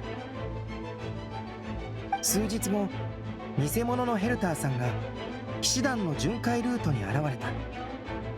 負傷したふりをしてね。それっていつの話なんだ？半年以上前ですね。そんなに前から準備してたのか。今回の敵の手口は予想よりもずっと慎重に思えたからね。奴らはヘルターさんの痕跡を消すためにずっと彼女の死体を探していた。その思考力は2号よりも緻密だと言える。偽物のヘルターさんが僕たちの信頼を得たと確信するまでの時間が必要だった。それに僕を陥れるための証拠を集めさせる時間もね。自分に勝算があると信じ込んだ時、いよいよ総攻撃を仕掛けてくるはずだから。でもリュリンはどうやって騎士団の内部情報を知ったんだ？騎士団の中にスパイがいるからです。心配しなくていい。バルバトス様がすでに犯人を特定している。風神の加護を得られないスパイに僕たちの話は聞こえない。そっか。でも本当にハラハラしたぞ。最初の裁判でアルベドに有利な証拠は全然出てこないし、偽物のヘルターばっか喋ってたろ。それも想定内だよ。もしあの時僕が殺したのは人間じゃないとすぐに打ち明けていたら、相手に突っ込まれていただろう。それでもし雪山の生物の擬態の話になれば、どうやってそれを知ったのか問い詰められる。挙句には僕の正体が露呈して社会的信頼を失いかねない。つまり反論すれば僕の正体がバレて、反論しなければ殺人の罪を背負うことになる。これこそが敵の思惑だったのさ。なるほどな。突破口を見つけられて本当によかったぜ。ありがとう。それからもう一つ、君は気づいてないかもしれないけど、実は最初から君も作戦の一員だったんだ。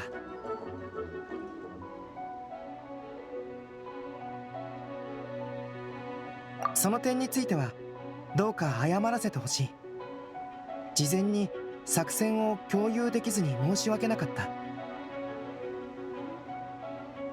こう言うと戸惑うかもしれないけど、あえて君たちに黙っていたのは作戦をより確実に成功させるためだったんだ。作戦を立てた当初から僕の執務室にある資料を調べてくれる人が必要だと考えていた。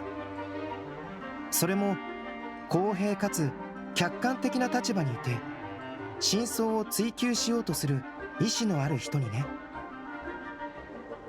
君ならウィンドブルーム祭の期間中にモンドに帰ってくるだろう。そして裁判のことを知ったらきっと見に来るはずだ。さらに栄誉騎士としての正義感と責任感から独自の調査に踏み切るに違いない。偽物のヘルターさん、つまり2号は雪山で君を見たことがある。君まで動揺する姿を見たら、偽物はいよいよ本格的に攻勢に転じるだろう。その隙をついて僕たちが反撃するという段取りだった。その通り。最初から君も計画の中に含まれていた。もっと早くに伝えられず申し訳ない。あまりそれからあまりアルベドを責めないでやってほしい。彼はあくまでモンドを守るためにそうしたんだ。多くの人命に関わる作戦だ。これが最善の選択だった。栄誉騎士とパイモンが我々モンドの仲間であることを忘れたことは一度もない。本当か？嬉しいぞ。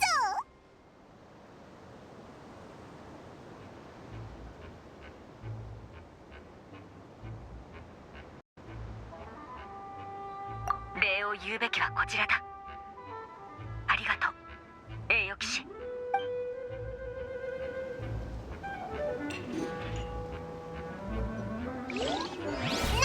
今レウラーの声が聞こえた気がするぞ。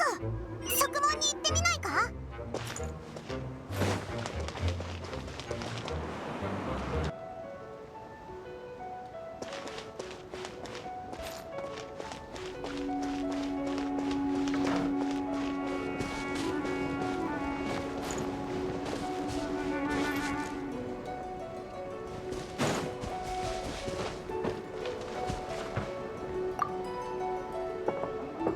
一体どうなってるの？酔っ払いよりも厄介だにゃ。アルベド、旅人、もし助けを必要とする人を見つけたらキャッツテールに来るよう伝えてくれる？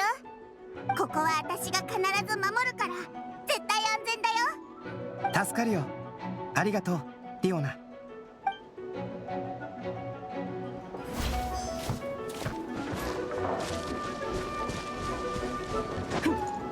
や、加速するぞ。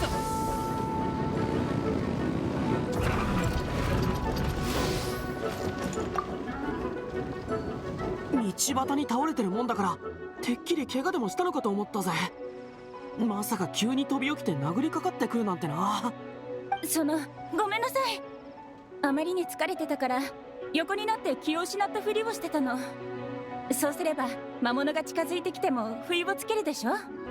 なるほど、よくある戦術だな。アルベド、それに旅人も。ベネット、彼女をキャッツテールまで送ってくれるかい？ディオナがそこを仮の避難所にしているんだ。助けを必要とする人をあの子が守ってくれる。分かった、任せてくれ。すぐ送ってくるぜ。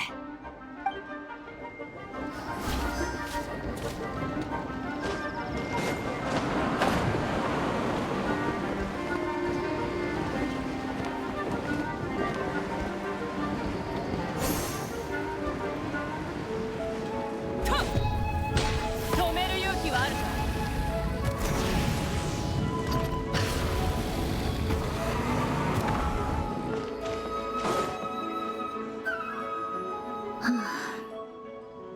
私のせいだわ。クレイがすばしっこいのは知っていたのに注意しきれてなかった。あっという間にどこかへ行っちゃうなんて。アルベドにどう言えばいいの？アルベドがどうしたんだ？アルベド、それに旅人にパイモンも。どうしてここに？みんなを支援するために回っているんだ。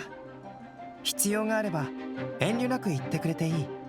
おう、なんならもう聞いちゃったしな。クレイがいなくなってしまったの。本当にごめんなさい。すぐ探してくるわ。それなら大丈夫だよ。待った、何かこっちに向かってきてるぞ。まずい。みんな戦闘準備だ。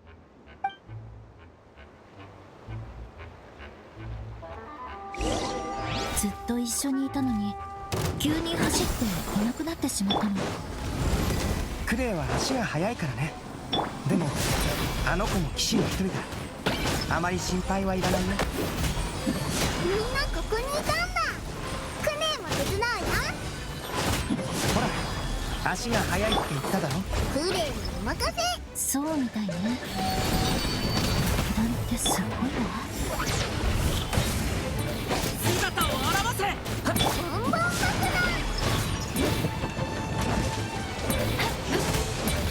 早く決闘せよ。クレイにお任せ。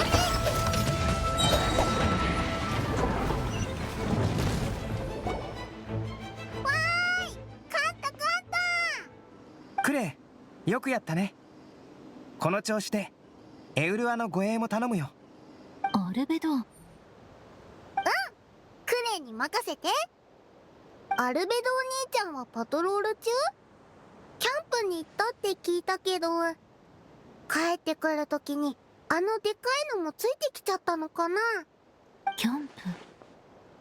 なるほど。あのの件は子供に知られない方がいいものね。だから今からジン団長のところに行ってキャンプの費用とかを清算してくる。クレイ、もし時間があるならエウルアを騎士団まで送ってくれるかな。それじゃ火花騎士に護送してもらおうかしら。わあ、クレイを頼ってくれるの？頑張るね。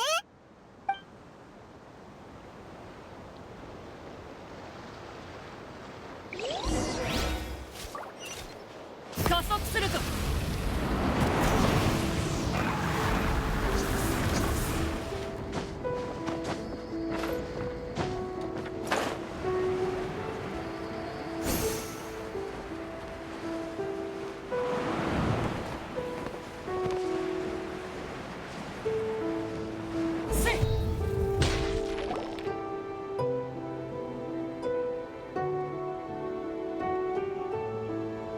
ひとまず落ち着いたな。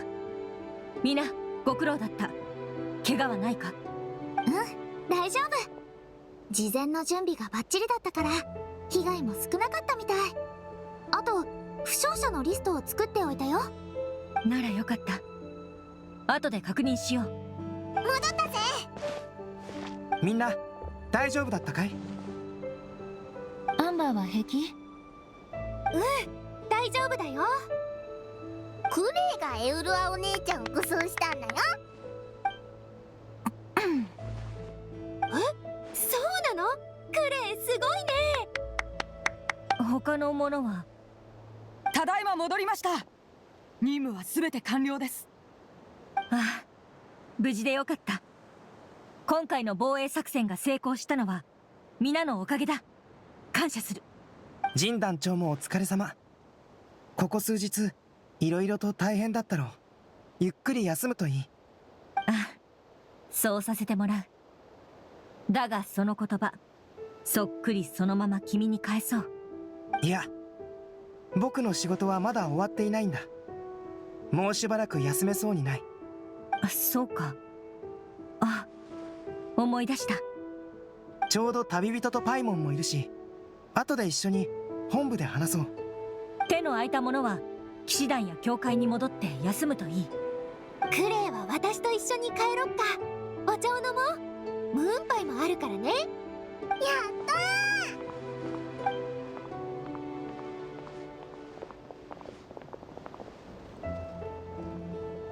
ー。やあみんな。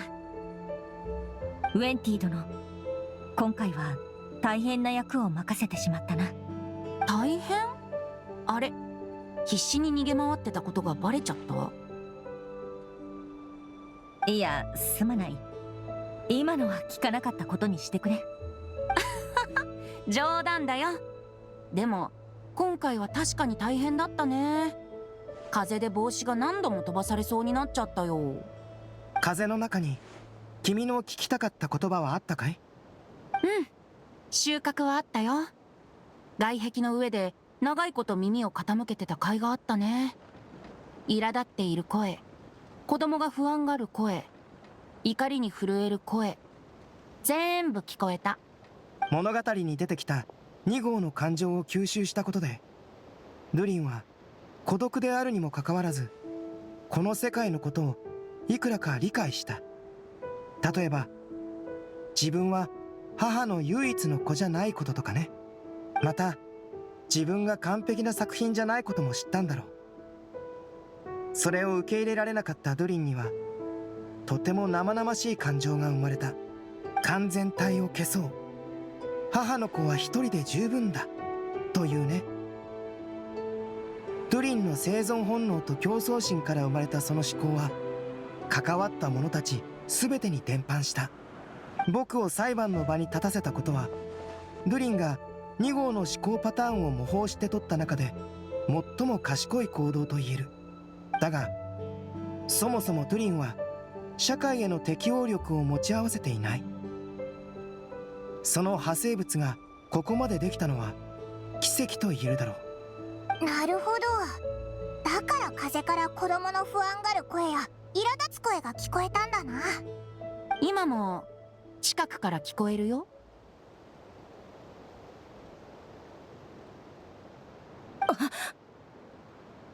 ファニーヤ、なぜ報告に来なかったんだ？特に報告することがなかったので。そうか。さっき君が第7小隊に転属したことについて話していた。今回の防衛作戦で君はパトロールと後片付けを担当していたのだろう？問題はなかったか？はい、順調でしたのでご安心を。一つ聞きたいのだが、なぜ君は今側門の方から来たんだ？もしや戦いの最後に風で通達した内容を聞いておらず、元の計画通り側門に集合すると思っていたのだろうか？戦闘中、急な計画変更は何度も行われたけど、君はそのどれも聞いていない。なぜならドゥリンの力の影響を受けているからだ。それも半年以上前に。私は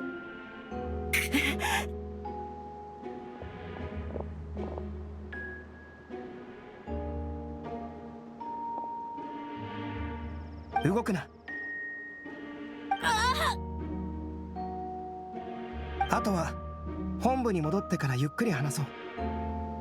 怖がらないでいい。君の体に残った悪いものは僕がどうにかする。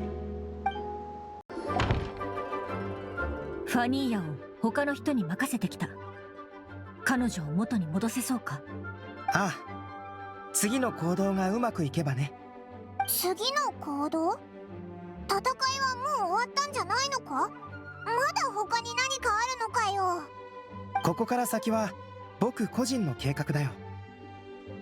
三種会談を行えるか、さっきウェンティに聞いてみたんだ。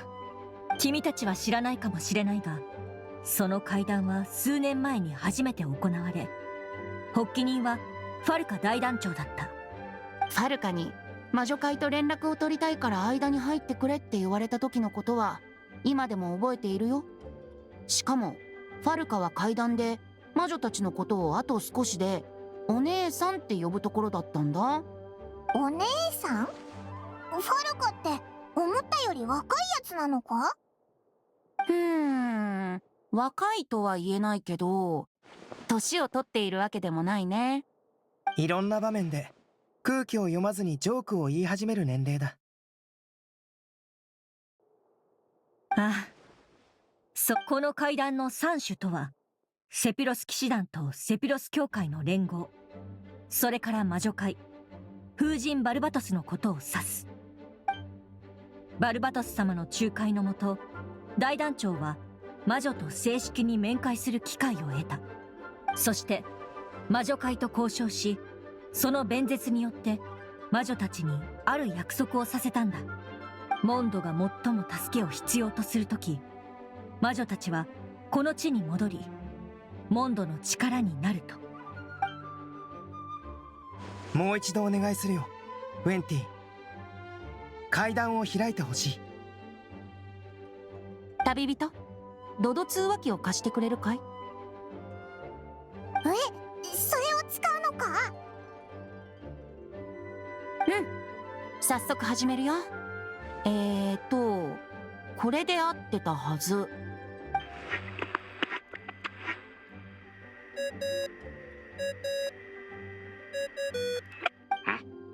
何の音だ？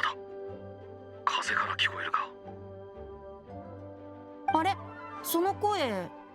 お？なんだ、バルバトスか？ファルカ？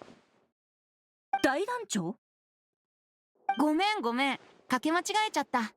悪かったね、ファルカ。今忙しいでしょ？頭上に武器、背中に敵。前からは殴りかかろうとする奴が来てるが、それを忙しいって言うならそうだな。そっか。じゃあ引き続き頑張って。また連絡するから。ああ、みんなによろしく伝えといてくれ。そうだ、前回酒をおごれとか言ってたな。へそくりでおごってやっから自分で取りに行ってくれ。場所は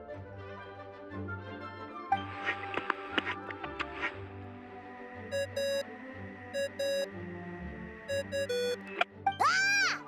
んで切っちゃうんだよ。最後まで聞けなかっただろ。へそくりは一体どこにあるんだ。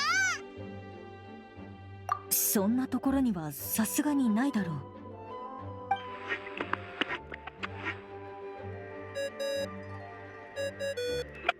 あら、もしもし、誰かしら。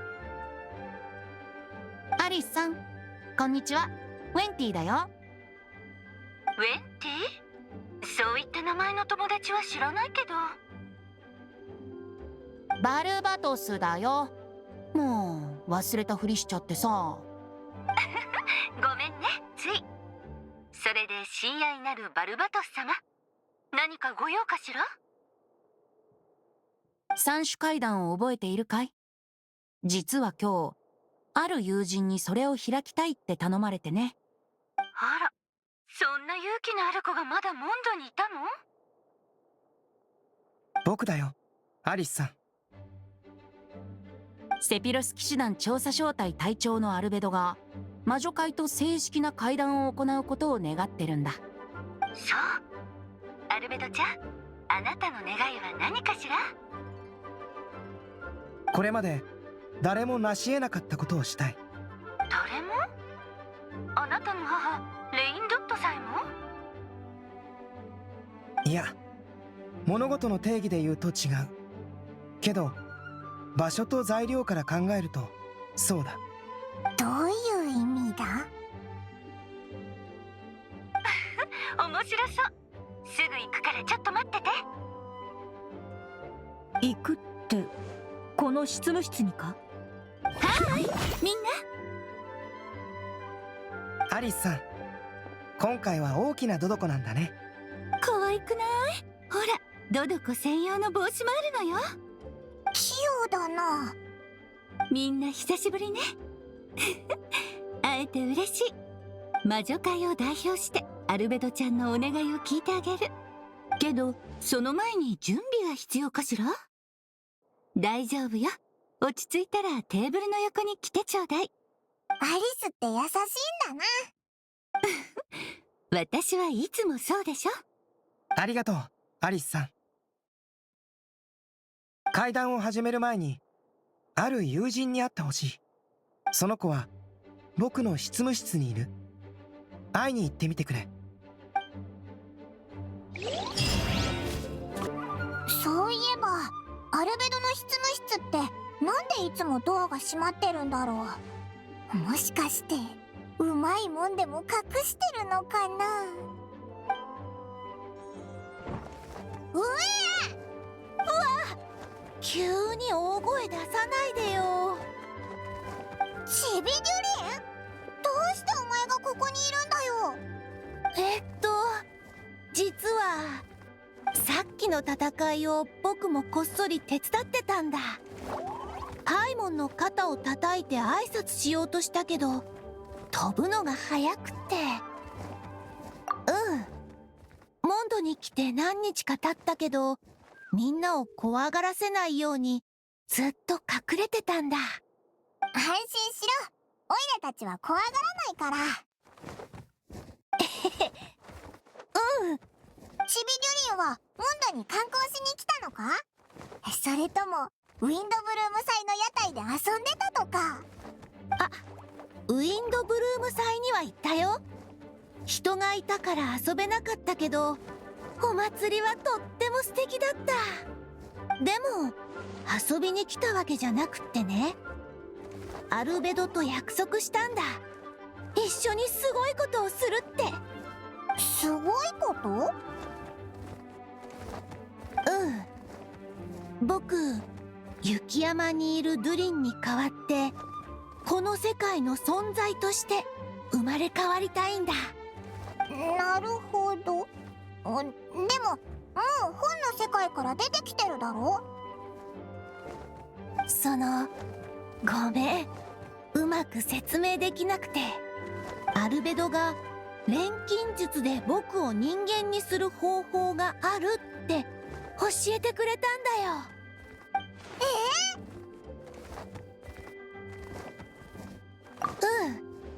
アルベドはそのためにずっと準備してきた。チビデュリンは人間になりたかったのか？どうかな。正直なとこ、何が正しくてどうすべきなのかは僕もよく分かってなくて。でも僕だってドゥリンだ。もう一人の自分に負けたくない。アルベドから聞いたよ。あと雪山のドゥリンは凶暴でまるで原始の獣みたいだってことも。けど僕はお母さんが書いた物語に登場する竜で、この純粋な部分をもってすれば魔竜の邪悪さを相殺できるってアルベドは教えてくれた。実はね、雪山のドゥリンと融合して人間になったら、僕は僕のままでいられるのか不安でもあるんだ。それからもしかして今の僕の魂は不完全なのかなって考えもした。でもそういうことを考えるのは普通のことだってアルベドは言ってくれた。誰もがいろんな悩みを抱えてるんだって。何も変わらないでいるより、僕はもっと意味のある存在になりたい。竜を抑えて人間になることは意味があることのように思えるんだ。だから心配しないで。これは僕が選んだ道だ。お前を人間にするのってきっと簡単じゃないよな。どうりでアルベドは魔女界との会談を望んだわけだ。アルベドには感謝してるよ。ただ僕たちが一体どういう関係なのかは今もよく分かってないんだ。アルベドは白亜の申し子でホムンクルスだってことを教えてくれた。そしてもうすぐ僕もアルベドと似た存在になる。こういう命のあり方をしてるのはこの世界で僕たち二人だけだ。錬金術によって創造されて最終的に人間の姿で生きていくのも僕たちだけ。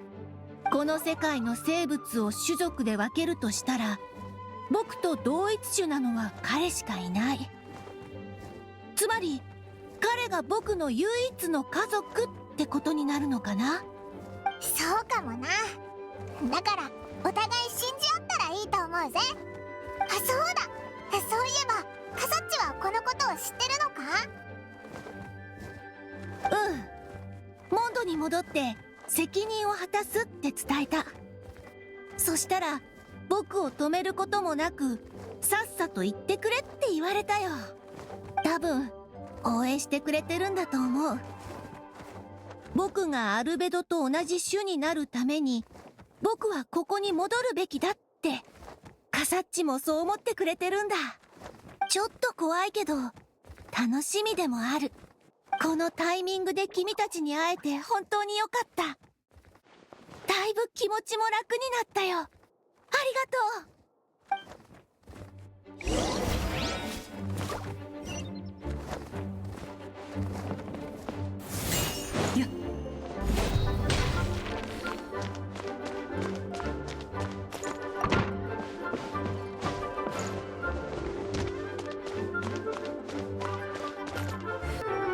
みんな好きなところに座って。適当でいいの？偉い人の席に座っちゃったらどうしよう。多分誰もそんなこと気にしないから大丈夫よ。肩の力を抜いてちょうだい、バルバトス。ところでジンさんは来ないのかしら？今日はモンドでいろいろ起きたからね。騎士団を仕切る者がずっと離れているわけにもいかないだろう。そう、残念。あの子をお茶に誘いたかったのに。それでアルベドちゃん、あなたがなそうとしてることって何かしら？ああ、担当直入に言おう。ドラゴンスパインにいる魔竜ドゥリンを殺したい。へえ。それから魔女界にはある錬金術の材料を譲ってもらいたいんだ。言ってみて。人弱界にいる不死身の魔獣の肉片が欲しい。それから母レインドットが残した胚子も必要だ。あれは彼女が昔魔獣を作った時に使った材料だからあんまり残ってないんだけど。竜の血、肉片、胚子、これが欲しいってことは生命を創造しようとしてるのね。ああ、魔竜ドゥリンが死んだ後、その心臓は未だに動き続けている。数百年、数千年、時間さえあればいつか復活するだろう。長年雪山を観察してきた僕はその危険性をよく理解している。まだ蘇っていないにもかかわらず、モンドは今回のような未曾有の危機に陥った。もし完全に復活すれば、その被害は火を見るより明らかだ。ドゥリンの血と無限の生命力がもたらす災いを断つには、その命を終わらせなければならない。だがあの竜が消滅することはないし、いつ蘇るともわからない特殊個体だ。だからドゥリンの脅威をなくすには、その息の根を止めた後、別の存在へと生まれ変わらせるしかないと考えた。元の姿でもなければ完全な化け物でもない。より人間に近い存在にしたいんだ。夏にクレイと一緒にシムランカという童話の世界に行ったことをアリスさんも覚えているだろう。あそこは魔女の領域だった。もちろん。あそこには M のもう一人の子供が。あ、そういうことね。あの旅で僕はあることを知った。ドゥリンは必ず復活することを。それと同時に僕は着想を得た。M によって作られた純粋な魂であれば、ドゥリンの運命を変えられる。僕の計画を実現する最大の鍵になるだろうと。それから僕はある錬金術の構想を練った。シムランカの童話に登場する竜を魂に、元のドゥリンの心臓を血に、そして人弱界の魔獣の肉片と母が残した胚子を体にするんだ。竜の毒による腐敗の力は魔獣の肉片の異様な活性力によって打ち消される。作られた体は均衡の取れた状態を常に保ち続けるはずだ。腐敗の力と生命力がぶつかり合うことで強力な副反応が生まれるだろう。それを錬金術に加えれば想像を絶する結果が得られる。その少し狂気じみた表情、さすが黄金レインドットの子ね。アリスさんはこれを良くないことだと思うだろうか。ただ二人とも特別で面白いと思っただけよ。バルバトスに頼んだのも納得。あなたが必要とする材料はとても貴重で、少しでも扱い誤れば大惨事になりかねないもの。材料を手に入れたいなら魔女界の試練を突破しなさい。あなたには力があり、それを扱う資格があると証明して。ああ、こうなると予想していたからここに旅人も呼んだんだ。君以上の適任はいない。これは魔女たちの慣例でもあるの。アリスさんは賑やかなのが好きで、友人同士が助け合い一緒に成長する姿を見るのも好きなんだ。あなたが試練を乗り越えて成長するところを親友が見届けてくれたらとっても素敵でしょ。ただ今回パイモンは一緒に行けないの。おいらを仲間外れにするのかよ。魔女界の試練はすっごく難しいから。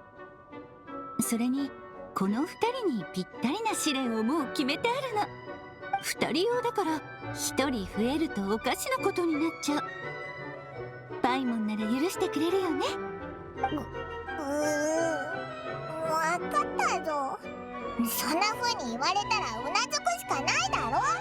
まったく。パイモンはいい子ね。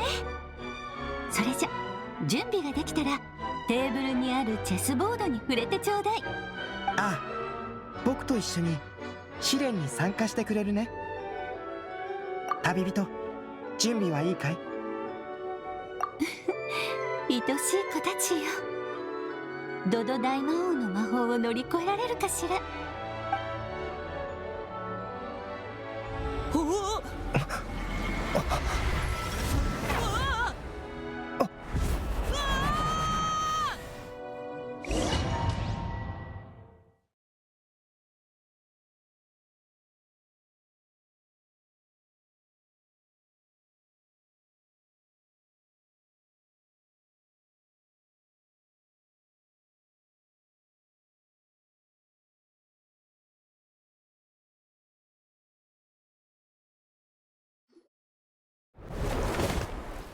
なるほど。魔女界らしいやり方だ。体が小さくなってる。ここってチェスボードの上だよね。急にそんなちっちゃくなるなんて気をつけろよ。どうかした？いや、ただ小さくなったせいでパイモンの声がいつもより大きく聞こえるなって。パイモンっていつも元気だよね。心配はいらない。すぐにパイモンのところに戻れる。アルベドちゃんは自信満々みたいね。まさかアリスさん直々に試練を与えてくれるなんてね。あなたの母のレインドットは立場的にふさわしくないでしょ。となるとあなたの実力を試せる人は誰かしら。だから私が2人のために舞台を用意したの。さあ、この子たちを倒せるかしら。目的を果たすに足る力があることを証明してみて。童話に登場する勇者のように茨の道を越え勝利をつかんでみなさい。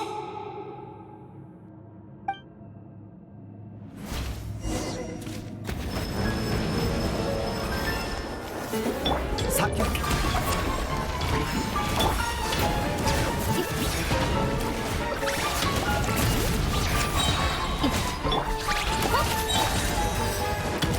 今、感情の時。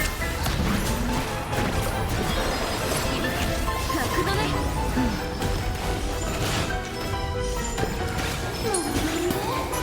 一気に行こうかしら。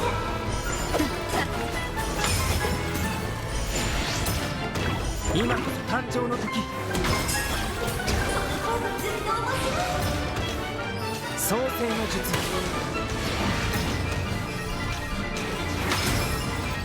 さっき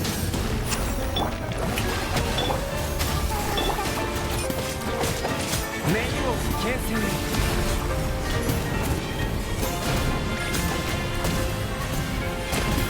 やったりキングのグリーンに一緒だね。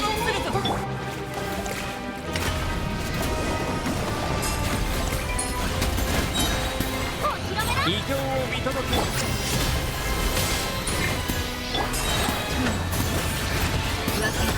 山立ち世界の熱狂の渦に。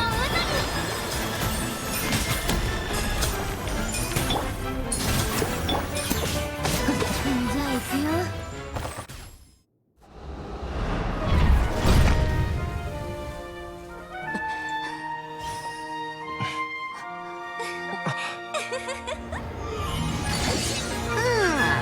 なんでおもちゃの姿を借りなきゃならないんだい？アリスさんじゃないみたい。よくやったね。でもまだだよ。ここからはわしが相手だ。万物を直視すれば断りが見える。逆に見れば真実が見えてくる。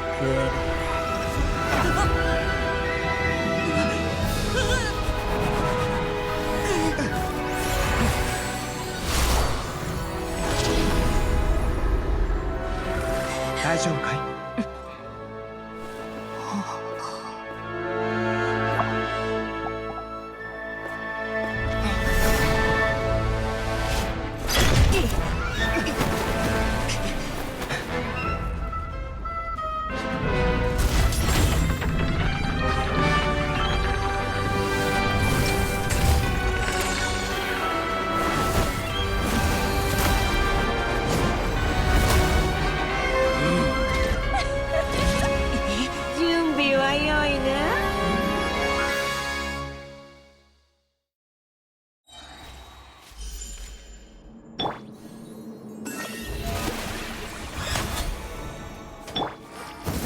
地が逆さになった時、人は世界の本質なら盤面が逆さになったら自由な足を得た駒は解放って連続になられてちょっとしたサプライズだよ。バーベロスのからのボールバービーおばさん、試練に付き合ってくれてありがとう。相変わらず礼儀だなし、わしの弟子もお前くらい程度だったらよかったんだが、これより天は断罪の人を待っていただこう。大根が大切よ。食品に甘い。ふっははっはっよっほっせいはっ滅びよ歌え、僕の名のもとに。きれい。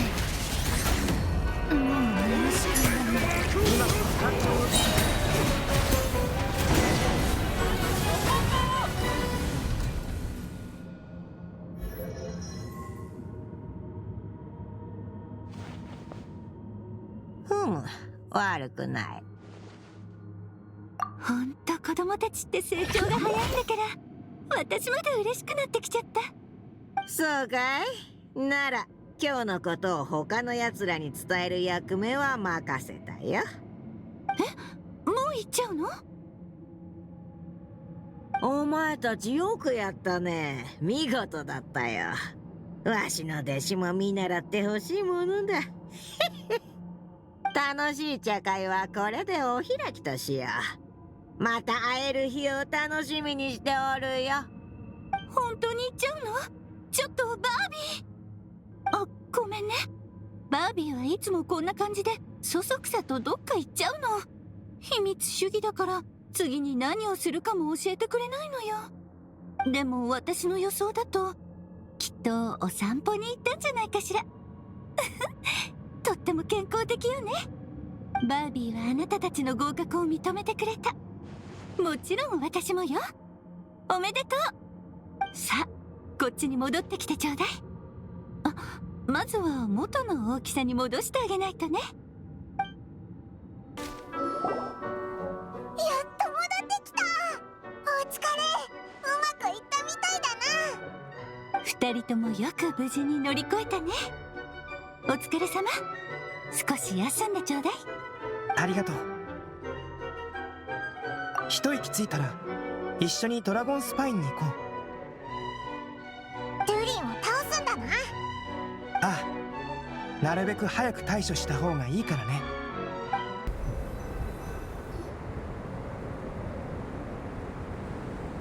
着いた。すまないパイモン、用事を先に終わらせる。本当に今も動いてるんだな。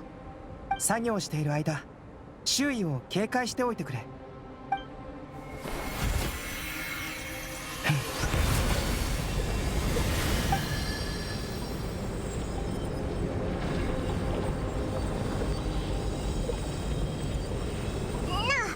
ちょっと聞きたいんだけど。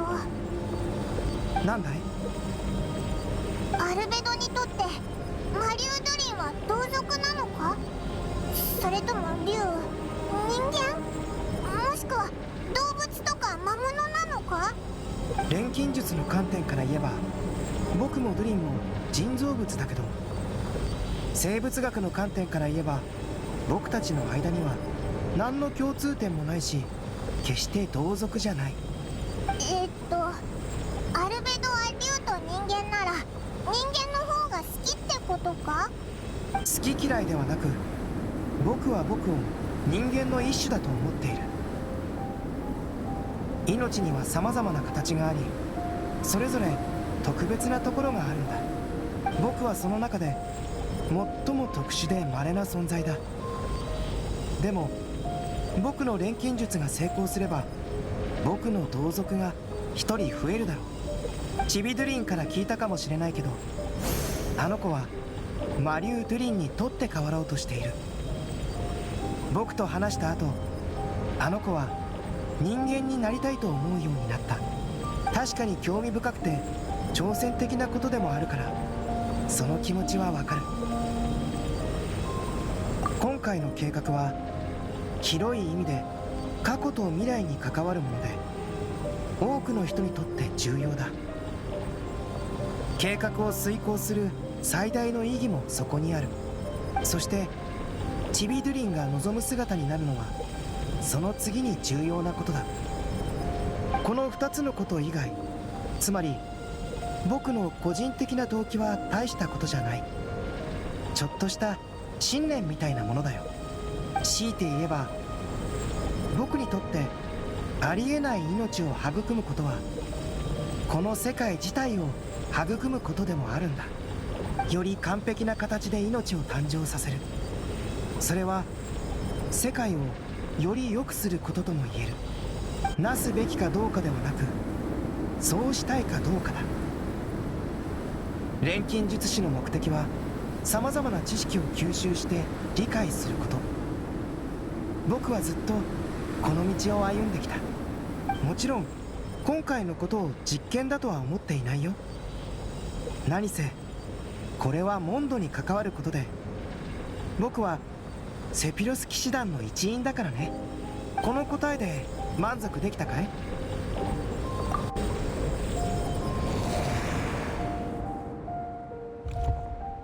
完了だ。金色の力が竜の心臓を拘束したぞ。ドゥリンの心臓は大きいし、その全てが必要なわけじゃない。コアの部分だけを回収した。これでもう心臓が動くことはないだろう。今回ドゥリンの肉体はようやく死ねるはずだ。そういえば町にいる偽物のヘルターはどうなったんだ？それに他にも影響を受けた奴らがいたよな。騎士団が見張っているよ。新たなドゥリンを創造することは彼らの受けた影響を取り除くことと同義でもある。これで錬星人は完成する。一連の厄介な問題も解決できるだろう。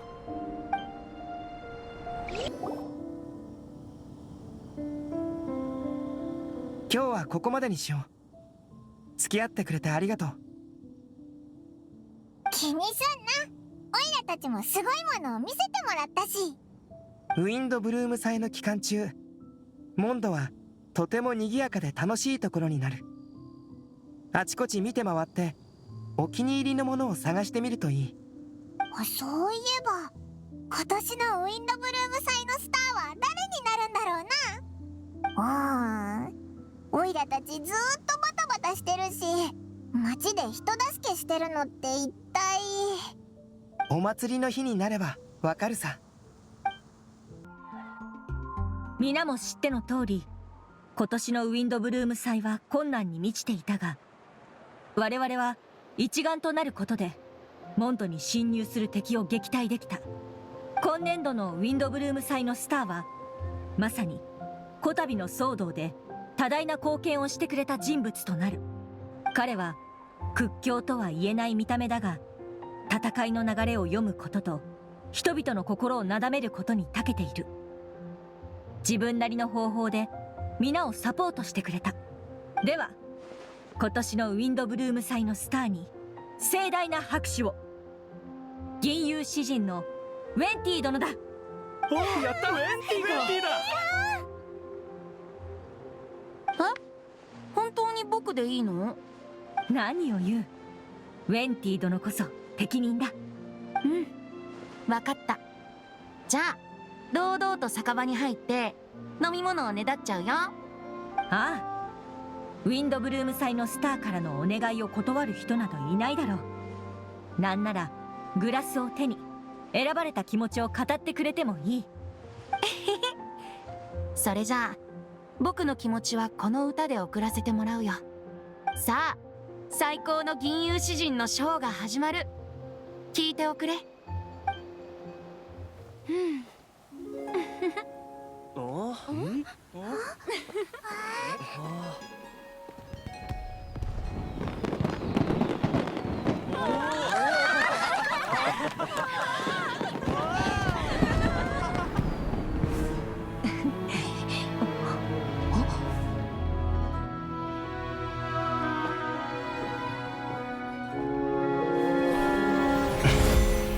ここに構築の祈りを捧げる。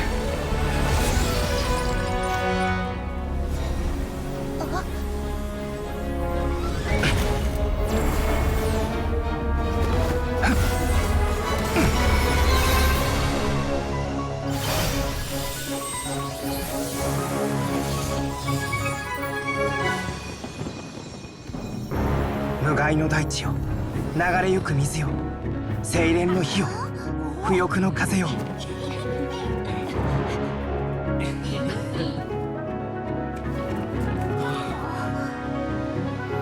18と世界、そして20のパスを通り、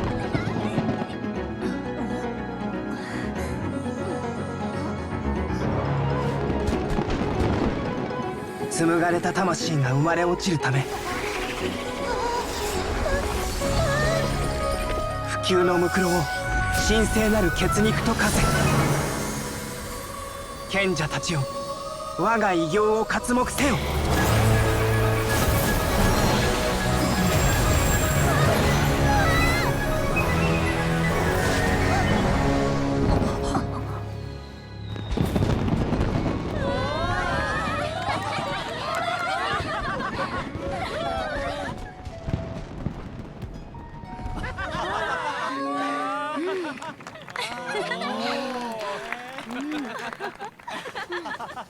どう？よかったでしょ？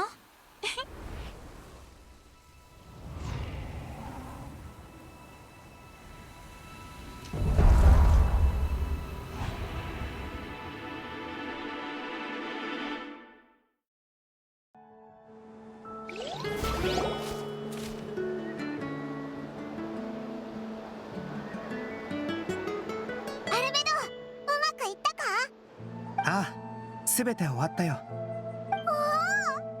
じゃあチビドリンはもう人間になったんだな。うん。でも構築されたばかりの体はまだ不安定だ。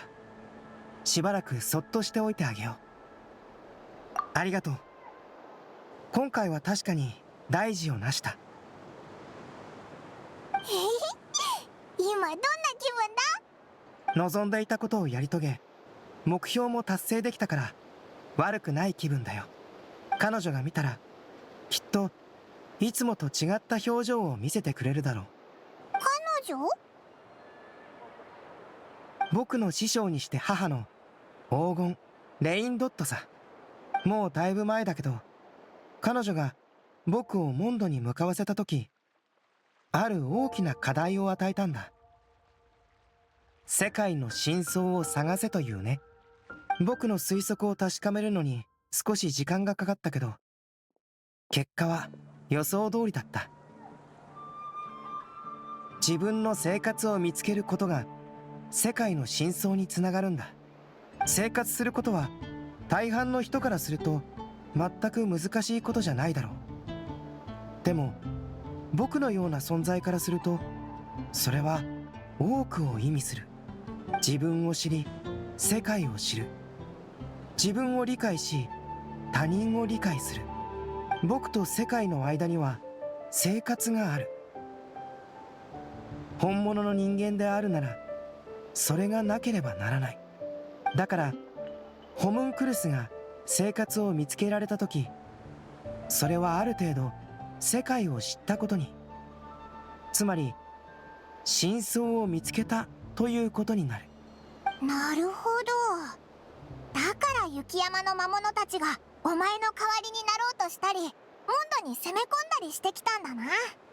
ただ生きるだけではなく、生活を理解した時に本物の人間になれる。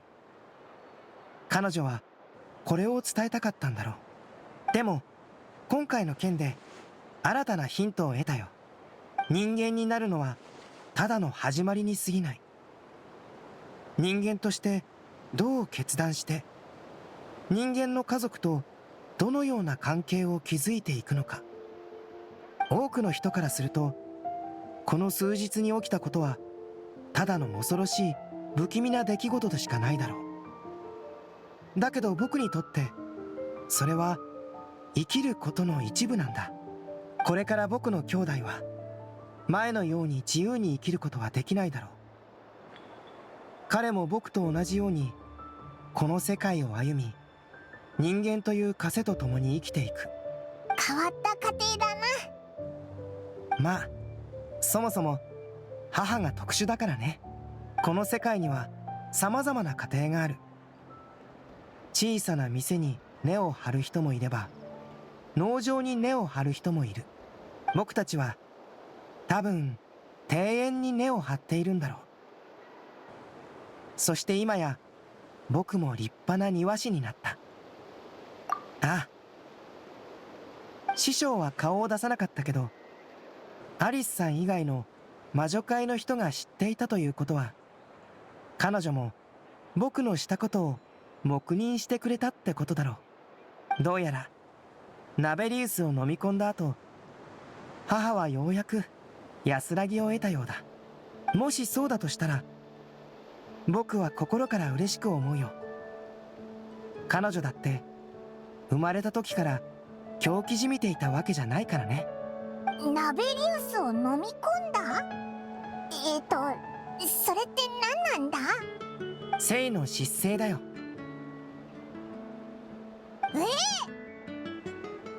この間アリスさんが教えてくれたんだ。けど正直僕はそれほど驚きを感じていない。師匠は遅かれ早かれそうしていただろうからね。それにナベリウスは完全に消えたわけではなく、彼女と融合しただけに過ぎない。僕が生の失勢について知っているのはこれくらいだ。今回の協力に感謝するよ。苦境の中でも僕と一緒にいてくれたこと、礼を言わせてほしい。当たり前だろ。だって友達なんだから。そう言ってもらえて少し気持ちが楽になったよ。後で神団長に報告するとき、この喜びも共有しておこう。騎士団本部に行くのか？報告頑張れよ。うん。それじゃまたね。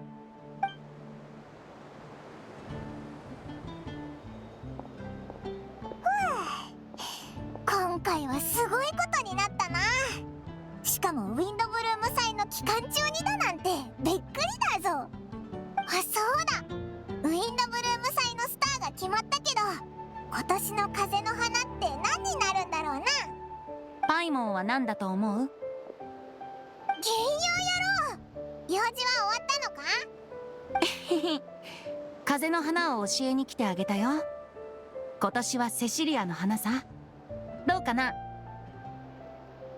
遊興者の真心、情緒あふれるこの言葉はまるでこの季節の風のようだ。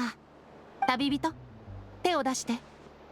君とアルベドが魔女界の試練に無事合格して、魔女たちは大喜びだったよ。アルベドは欲しいものを手に入れたわけだし、君にも報酬をあげないとね。これは魔女からのプレゼントだ。中には無二の秘密が隠されている。今覗いちゃダメだよ。その時が来るまで待つようにね。なんだか不思議な感じだな。魔女らしいっちゃらしいけど。君ほどふさわしい人はいないって送り手が言っていたよ。安心して受け取ってくれ。どういたしまして。ま、僕はただの使い走りだけどね。でも僕も人助けをしたわけだし、ご褒美をもらってもいいと思うな。おお、今回は大活躍だったもんな。じゃあお酒をおごるっていうのはどうだ？本当に？約束だよ。すっぽかさないでね。もちろんだぞ。後で酒場に行こ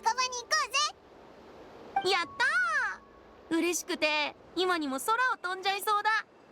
やっぱりお祭りって素晴らしいね。賛美される愛は消え、渓谷に残るは災いのみ。かくも過酷な運命を誰が受け入れられよう。救いの勇士はまだ現れないのか。風に漂う香りを捉えるがごとく、心の奥底を見通す者がいずれ訪れる。さすれば不滅の悲嘆は拭われ、獅島の輝きへと歩んでいけるだろう。